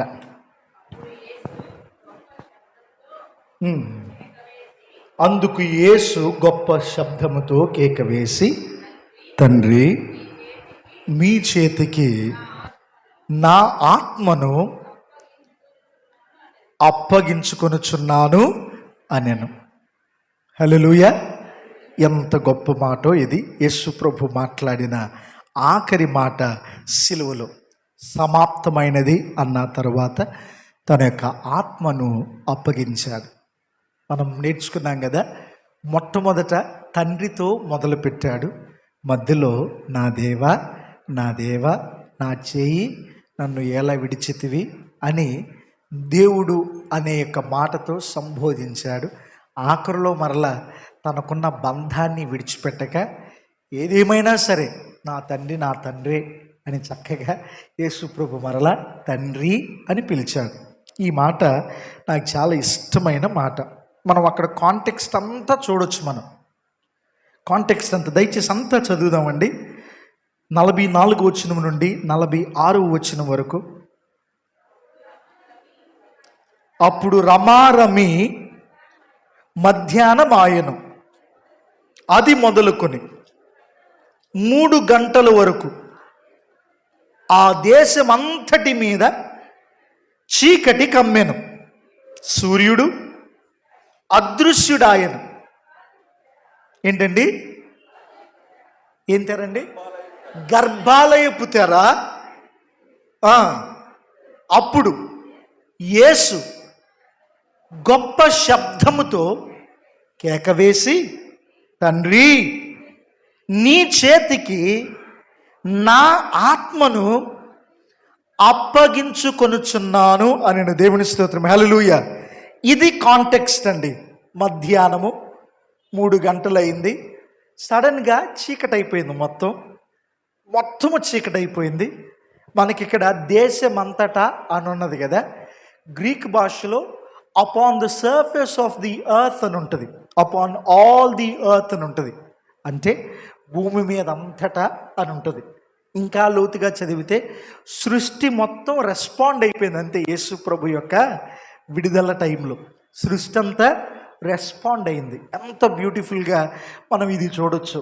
చూడండి, ఈ మాట చదివినప్పుడు నాకొక్క మాట ఇష్టం. అక్కడ 46 వచనములో ఏమున్నదంటే, అప్పుడు యేసు గొప్ప శబ్దముతో కేకవేసి, తండ్రి నీ చేతికి నా ఆత్మను అప్పగించుచున్నాను. కమిట్. ఇంగ్లీష్లో కమిట్ అనే మాట అక్కడ ఉంటూ ఉన్నది. ఆ మాట గురించి నేర్చుకుందాం. నేటి 7 వాక్యాలను మనం పూరించుకుందాం. ఈ మాట అర్థం చేయుటకు నేను ప్రయత్నిస్తూ ఉంటాను. ఎందుకంటే commit, a life deposited in God. Commitment, అర్పణ అంటే ఏమిటి అని అంటే, దేవుని యొక్క ఈ ఈ ఈ ఈ బుడ్డెలో లేకపోతే దేవుని దగ్గర ఉన్న బాక్స్లోనికి మన జీవితాన్ని మనం ఇన్వెస్ట్ చేయటమే. అంతే. తీసుకెళ్ళి జమ చేయటం. ఇక్కడ యేసు ప్రభు చేసింది కూడా తన యొక్క ఆత్మను ఎక్కడికి చెందాలో అక్కడ తీసుకువెళ్ళి జమ చేసేసాడు. దీన్ని వివరంగా చక్కగా మనం నేర్చుకుందాం. స్విట్జర్లాండ్కి ఇండియా నుంచి ఒక ఆయన వెళ్ళి ఆ స్విస్ బ్యాంక్లో డబ్బులు దాచుకోవాలని ఆయన అన్నాడు. I want to deposit some money in the bank. Employer అన్నాడు, చెప్పండి ఎంతో అని అన్నప్పుడు $30 బిలియన్ అని చెవులో చెప్పాడంట. ఎంతండి? $30 బిలియన్, $30 బిలియన్ అని చెవులో చెప్పి. $30 బిలియన్ అంటే చాలా ఎక్కువ కదండి. చాలా కొన్ని వేల లక్షల కోట్లు, అవునా కాదు? నాకంత క్యాలిక్యులేషన్స్ రావు. కొన్ని కోట్లు, వేల కోట్లు అనుకుందాం. అయితే ఆయన అన్నాడు, స్విస్ బ్యాంకర్ అన్నాడు, poverty is not a disgrace in Switzerland, you can speak it loudly అని అన్నాడు. తెలుగులో చెప్తే నవ్వుతారు లేదు కానీ ఇంగ్లీష్లో మాత్రం కొంతమంది నవ్వారు, అర్థమైన వాళ్ళు. Poverty is not a disgrace in Switzerland అని అన్నాడు. అంటే $30 బిలియన్ అనేది స్విట్జర్లాండ్లో ఏంటి చిన్న విషయమే. అయితే ఇక్కడ పేదరికాన్ని మేము విక్రించం కానీ గట్టిగా చెప్పొచ్చు $30 బిలియన్ అని అన్నాడు. అంటే మనకు చాలా ఎక్కువ, మనకది చాలా ఎక్కువ. అక్కడ పేదవారు $30 బిలియన్, అది చాలా. అంటే ఆ బ్యాంకులో అదొక మేళానే దాచుకుంటారు, దాని కిందగా ఎవరు దాచుకోరు అని అర్థం. స్విస్ బ్యాంక్లో మంచి అకౌంట్ ఉన్న వాళ్ళు దేవుని స్తోత్రం చెబుతారు. హల్లెలూయా. పాస్టర్ గారు చాలామంది ఉన్నారు మీ చర్చ్ నుంచి. కానీ స్లోగా చెప్పారు. ఆయన చెప్పాడు కదా $30 బిలియన్ అని, వినపడకుండా బయటపడుతుంది. చాలామంది ఉన్నారు బ్యాంకర్స్ ఇక్కడ. అమ్మో అంటే చూడటం అలా కనపట్లేదు కానీ చాలామంది ఉన్నారు. హల్లెలూయా, దేవుని స్తోత్రం, హల్లెలూయా. దేనికి చెప్పారు? దానికోసమేనా? కాదండి, ఇవ్వండి. అకౌంట్స్ ఉన్నవారు మాత్రమే చేద్దాం. హల్లెలూయా. ఇంకా ఉన్నారు పాస్టర్ గారు, చూడండి. You have nice people, nice. ఎందుకు ఈ మాట నేను మీకు జ్ఞాపకం చేస్తూ ఉంటున్నానంటే, ఇది చాలా బలమైన మాట, ఇది చాలా దృఢమైన మాట. ఆఖరి మాటగా యేసు ప్రభు పలుకుచు ఉంటూ ఉన్న మాట. ఈ మాట అర్థం ఏంటి అని అంటే, ఐ కమిట్, అప్పగించుచున్నాను అంటే అర్థం ఏంటంటే ఐ యామ్ డిపాజిటింగ్ అని అర్థం. నేను బ్యాంక్లో ఇంత మనీ దాచుకుంటున్నాను. డిపాజిట్ అంటే ఈరోజు వేసి రేపొద్దున తీసుకోవటం కాదు, ఆ డిపాజిట్ కాదు, ఫిక్స్డ్ డిపాజిట్. మనం వేస్తూ ఉంటాం కదా, బ్రతికినంత కాలం పేదోడిగా బ్రతికి చచ్చిపోయేటప్పుడు ఇన్ని డబ్బులతో చచ్చిపోయాడని చెప్పుకోవాలని ఎఫ్డీలు వేస్తూ ఉంటాం కదా, మనం కడుతూ ఉంటాం కదా, సిప్లో ఎస్ఐపి లేదో అలాగే ఒకేసారి డిపాజిట్ చేసి ఇంకా తీసుకోలేం మనం దాన్ని. I have deposited in the right place. సరి అయిన ప్లేస్లో నేను డిపాజిట్ చేశాను. యూలిప్ దాంట్లో డిపాజిట్ చేస్తే సరిగ్గా పెరగవు మనకి, అవునా కదా? కొంతమంది తలకాయలు ఊపుతున్నారు. కరెక్ట్ దాంట్లో నేను డిపాజిట్ చేశాను. బ్యాంక్స్ వాళ్ళు వాడతారు ఈ మాటను, యేసు ప్రభు అదే మాట వాడతాడు. గ్రంథకర్త కూడా అదే అర్థంలో ఈ మాట రాస్తూ ఉంటాడు. ఎందుకు యేసు ప్రభు డిపాజిట్ చేశాడు అని అంటే, బైబిల్ గ్రంథం అంటూ ఉన్నది all life cometh from the father అని అంటూ ఉన్నది. జీవమంతయు ఎక్కడి నుంచి వస్తుందంట? దేవుని యొద్ద ఉంటూ ఉన్నది. దేవుని స్తోత్రం, హల్లెలూయా. ఆ జీవము నాలో జీవాత్మగా ఆయన నా నాసిక రంధ్రాలలోకి ఊదాడు కాబట్టే నేను బ్రతికాను. ఆ జీవము ఆయన ఇవ్వకపోతే, అందుకని నరులారా తిరిగి రండి అనగానే మనము వెళ్ళిపోవాలి. ఇంకా లోతుగా వెళితే, ప్రభువా తరతరముల వరకు మా నివాస స్థలము నీవే. ఇంకా లోతుగా వెళితే మట్టి ఎక్కడికి వెళ్ళిపోవాలండి? శరీరము మట్టిలో కలిసిపోవాలి. ఆత్మ ఎవరైతే ఇచ్చారో ఆయన దగ్గర తిరిగి మరలా వెళ్ళిపోవాలి. అర్థమవుతుందండి ఈ మాటలు? యేసు ప్రభు ఈ లాస్ట్ మాటకి 6వ మాటకి కనెక్షన్ ఉంది. అందుకని ఈ డిపాజిటరీ పదాన్ని యేసు ప్రభు ఇక్కడ వాడతాడు. This is a very profound verb. ఇది అంటే కార్యాచరణతో కూడిన గ్రామటికల్ ప్రిన్సిపల్. దాంట్లోకి నేను వెళ్ళలేను, ఎందుకంటే తెలుగులో దాన్ని అంతగా నాకు కుదరదండి. అందుకని దాంట్లోకి నేను వెళ్ళలేను. ఈ మాటలు మీతో మాట్లాడాలని ఆశపడుచున్నాను. ఈ మాట మాట్లాడిన సందర్భాన్ని మొట్టమొదటిగా మనం చూస్తే 3 పాఠాలు మనం నేర్చుకోవచ్చు. కమిట్మెంట్ గురించి మనం మాట్లాడుకున్నాం. దేని గురించి అండి? కమిట్మెంట్ అంటే ఏముంది ఇక్కడ మాట? 6వ వచనంలో 46వ వచనం ఆఖరి మాటకి ఆత్మను అప్పగించుచున్నాను. కమిట్. ఇంగ్లీష్ ఈ పదం ఒకసారి నన్ను దయచేసి క్షమించండి. కమిట్ అనే వాడుతూ ఉంటాను, అప్పగిస్తూ ఉన్నాను. డిపాజిట్ అని యేసు ప్రభు అంటాడు. ఆ మాటకు అర్థం చూద్దాం. మొట్టమొదటిది ఏంటంటే, commitment is trust even in the midst of darkness. అప్పగించటము లేకపోతే మనకిచ్చిన బాధ్యత నిర్వర్తించి మనము దాన్ని పరిపూర్ణముగా పూర్తి చేసి దానిని తిరిగి దేవునికి ఇచ్చేయటము అని అంటే, అన్ని పరిస్థితుల్లో చేయగలగాలి మనం. అది అంతా బాగున్నప్పుడే, ప్రభువా అంతా బాగుంది కాబట్టి నేను ఈ అర్పణ నేను నీకు ఇస్తాను. నాకు 10 కోట్లు వచ్చినాయి, 1 కోటి నీ దేనికి ఇస్తానండి? మందిరం కొరకు ఇస్తాను. ₹1 ఇచ్చేవాళ్ళు ఎవరు లేరు. 1,00,000 ఇస్తారు కానీ, 1,00,000 10 లక్షలు ఇస్తారు కానీ ఇచ్చేవాళ్ళు కూడా లేకపోలేదు.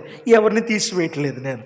ఎందుకంటే ఈ మాట మనం చూసినట్లయితే కమిట్మెంట్ గురించి మాట్లాడేటప్పుడు it is a trust in the midst of darkness. Yesu Prabhu I commit my spirit అని అన్నాడు కదా, ఆత్మను అప్పగించుచున్నాను నీ చేతికి అని అన్నాడు కదా. ఏ సందర్భంలో అన్నాడు అన్నది మొదటి పాఠము. అంతా చీకటైపోయింది. ప్రియమైన దేవుని బిడలారా, నీ జీవితము చీకటమయము అయి ఉండొచ్చు గాక. దేవుడు నీ యొక్క ప్రార్థన ఆలకించకుండా ఉండొచ్చు గాక. తండ్రి, ఈ గిన్నె బహు భారంగా ఉంటూ ఉన్నది, నీ చిత్తమైతే దీనిని నా నుండి తొలగించు అనన్నాడు యేసు ప్రభు. ప్రార్థన చేస్తుంటే చెమట రక్త బిందువులుగా మారిపోయి, మెడికల్ టర్మ్స్లోకి వెళితే ఎంత యాగని లేకపోతే ఎంత స్ట్రెస్ గుండా వెళితే చెమట రక్త బిందువులుగా మారిపోయిందో డాక్టర్స్ వివరిస్తూ ఉంటారు. అయితే ఈ మాట మనము చదివినప్పుడు ఇంత భయంకరమైన స్థితిలో అటువంటి ఎడబాటును వివరించుటకు నీవు నేను పాపమును బట్టి కలిగి ఉన్న ఎడబాటు తాలూకా శిక్ష ఇది అని తెలియపరచుటకు యేసు ప్రభు శిలువ మ్రాను మీద ఆయన చనిపోతూ ఉంటుంటే ఎవరికి పట్టక అర్థం అవ్వక ఈరోజు ఇక్కడ కూర్చుని అర్థం చేసుకుంటూ ఉన్న నీకు నాకు మన బ్రతుకు తాలూకా ఉంటూ ఉన్న ఆ శాపమును గ్రహించినప్పుడు ఎంత చీకటైనప్పటికీ మన ప్రార్థనలు ఇదిగో దేవుడు జవాబు ఇవ్వలేని స్థితిలో నీవు నేను ఉన్నప్పటికీ అటువంటి సమయంలో కూడా కమిట్ చేసుకోవాలని యేసుప్రభు నేర్పిస్తున్నాడు. హల్లెలూయా. అర్థమైందని నేను అనుకుంటూ ఉన్నాను. ఒక్క ప్రార్థనకు దేవుడు జవాబు ఇవ్వలేదు. అక్కడ నీ స్థానంలో నా స్థానంలో యేసు ప్రభు కుమారుని అక్కడ దేవుడు ఉంటూ ఉన్నాడు. నీవు నేను తాగవలసిన ఆ ఇనిక్విటీ, ఆ శాపమును ఆయన తాగుతూ భరిస్తూ ఉంటూ ఉన్నాడు. నీవు నేను చేసిన తప్పిదము ఎంత ఘోరమైనదంటే ఆయన కుమారుడు కూడా భరించలేకపోతూ ఉంటున్నాడు. దాని తాలూకా లోతు అర్థమవుతూ ఉన్నదా? నీవు నేను చేసిన పాపం ఏమిటో, అంత యాగని గుండా అంత బాధలు యేసు ప్రభు అప్పటికి కూడా నీవు నేను ఏ స్థితి అయినా రక్షించాడు కాబట్టి ఆయన పొరపాటుని విడిచిపెట్టొద్దు ప్రియమైన దేవుని బిడ్డలారా. ఎందుకంటే ఏ స్థితిలోనైనా దేవుడు మనల్ని నడిపించగలిగిన సమర్థుడు. అప్పుడే యేసు ప్రభుని సురక్షికని గంగరించింది. 4 రోజులు తీసుకెళ్ళారు.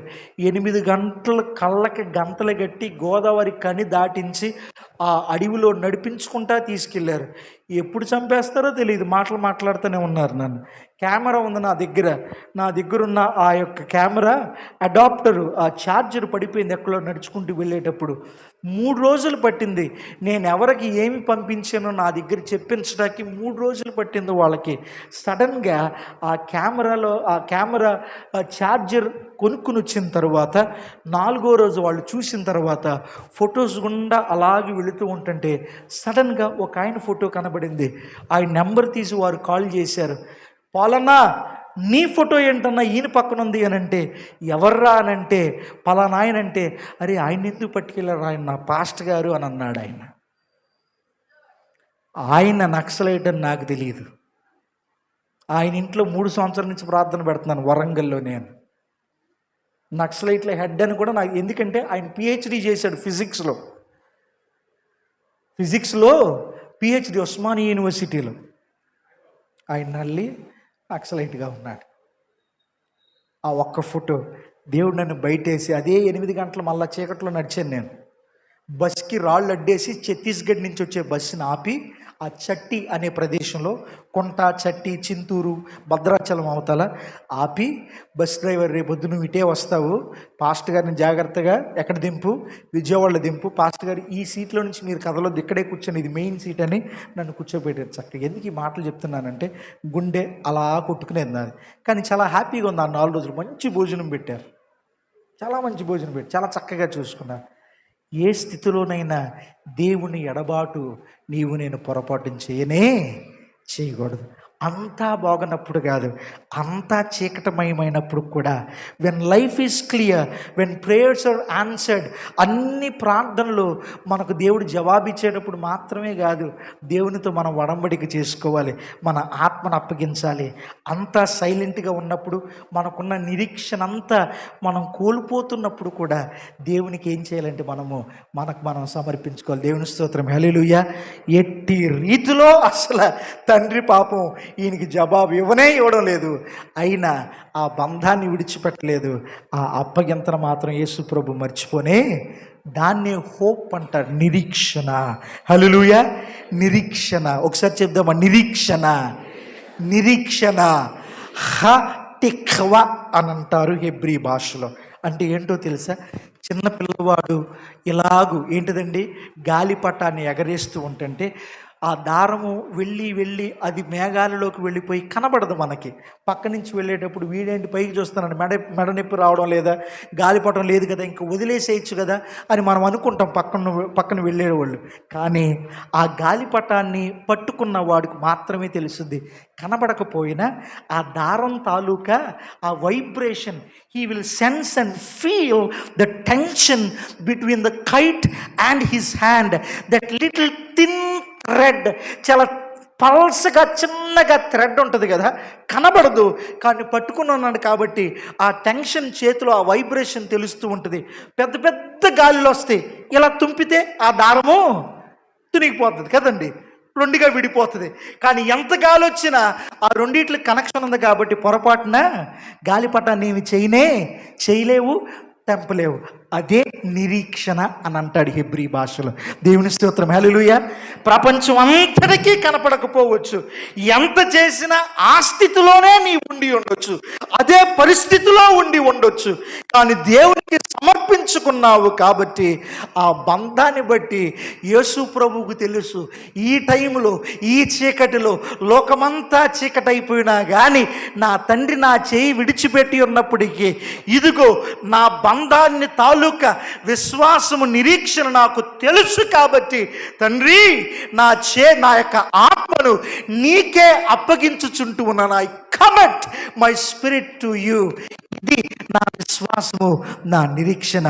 ఎందుకో తెలుసా? ఆత్మను దయచేసిన వాడు, జీవమును దయచేసిన వాడు నీవు.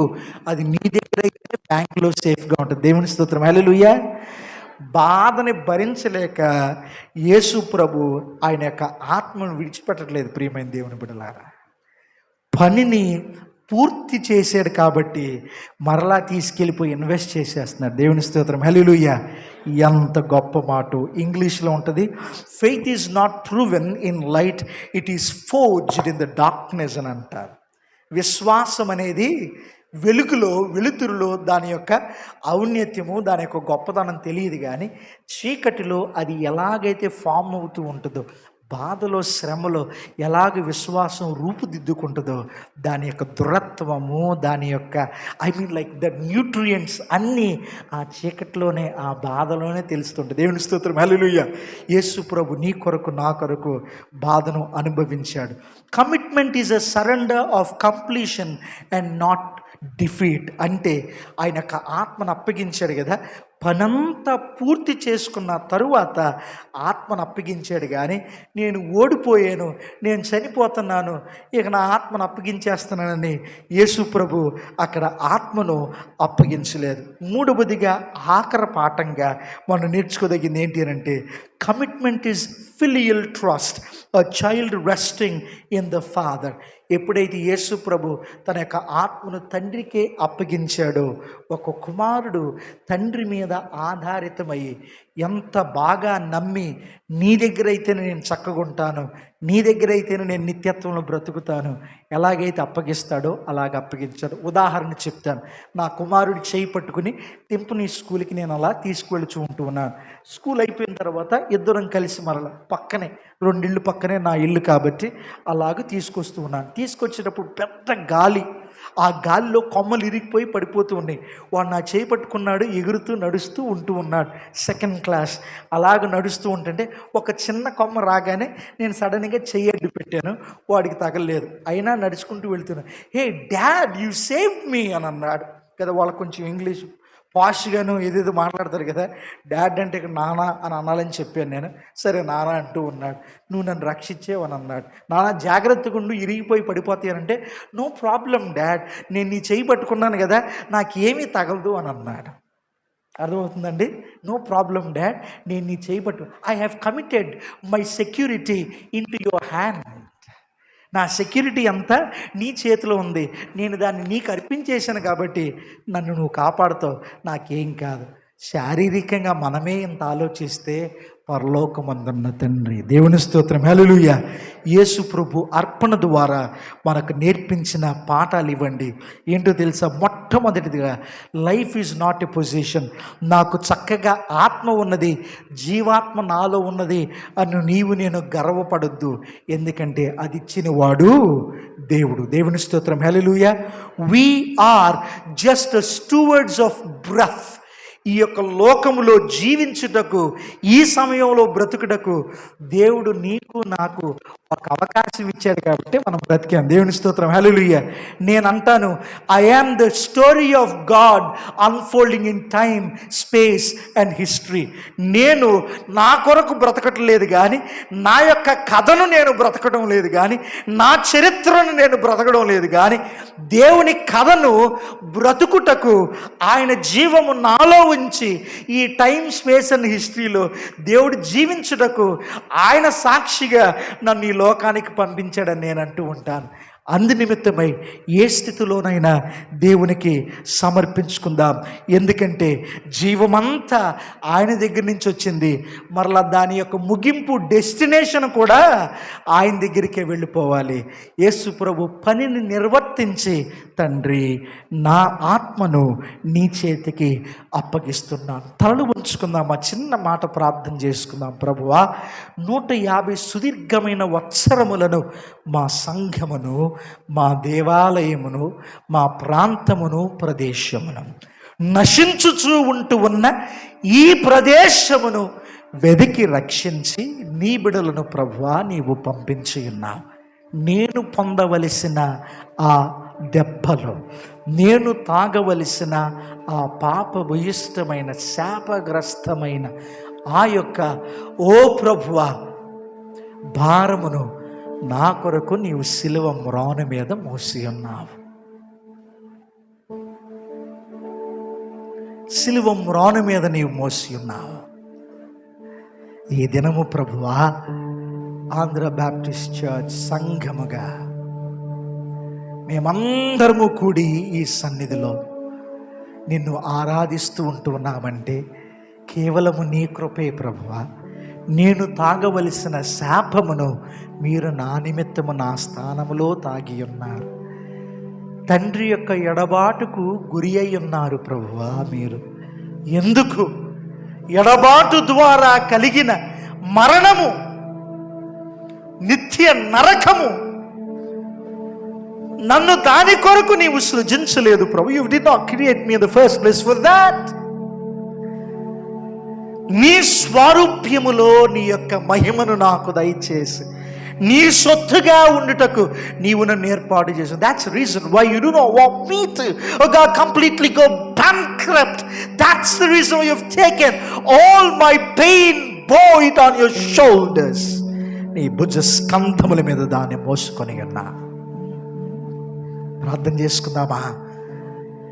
ఈ మధ్యాహ్న కాల సమయం చిన్న మాట ప్రార్థన చేసి, ఇంత ఎడబాటుకు గురయ్యావా ప్రభువా? నేను నేర్చుకుని ఉన్నాను, ఇంకా ఎన్నడూ నిన్ను విడిచిపెట్టను. నా సొత్తు అని పిలుచుకున్నావు కదా, నీ రక్తమిచ్చి నన్ను కొన్నావు కదా. ఆ సిలువను చూసినప్పుడు నా బ్రతుకు నాకు అర్థమవుతుంది. అన్యాయపు తీర్పును పొందావు నా కొరకు, అపహాసం భరించా. ఏముంది ప్రభువా నాలో? ఏముంది ప్రభువా?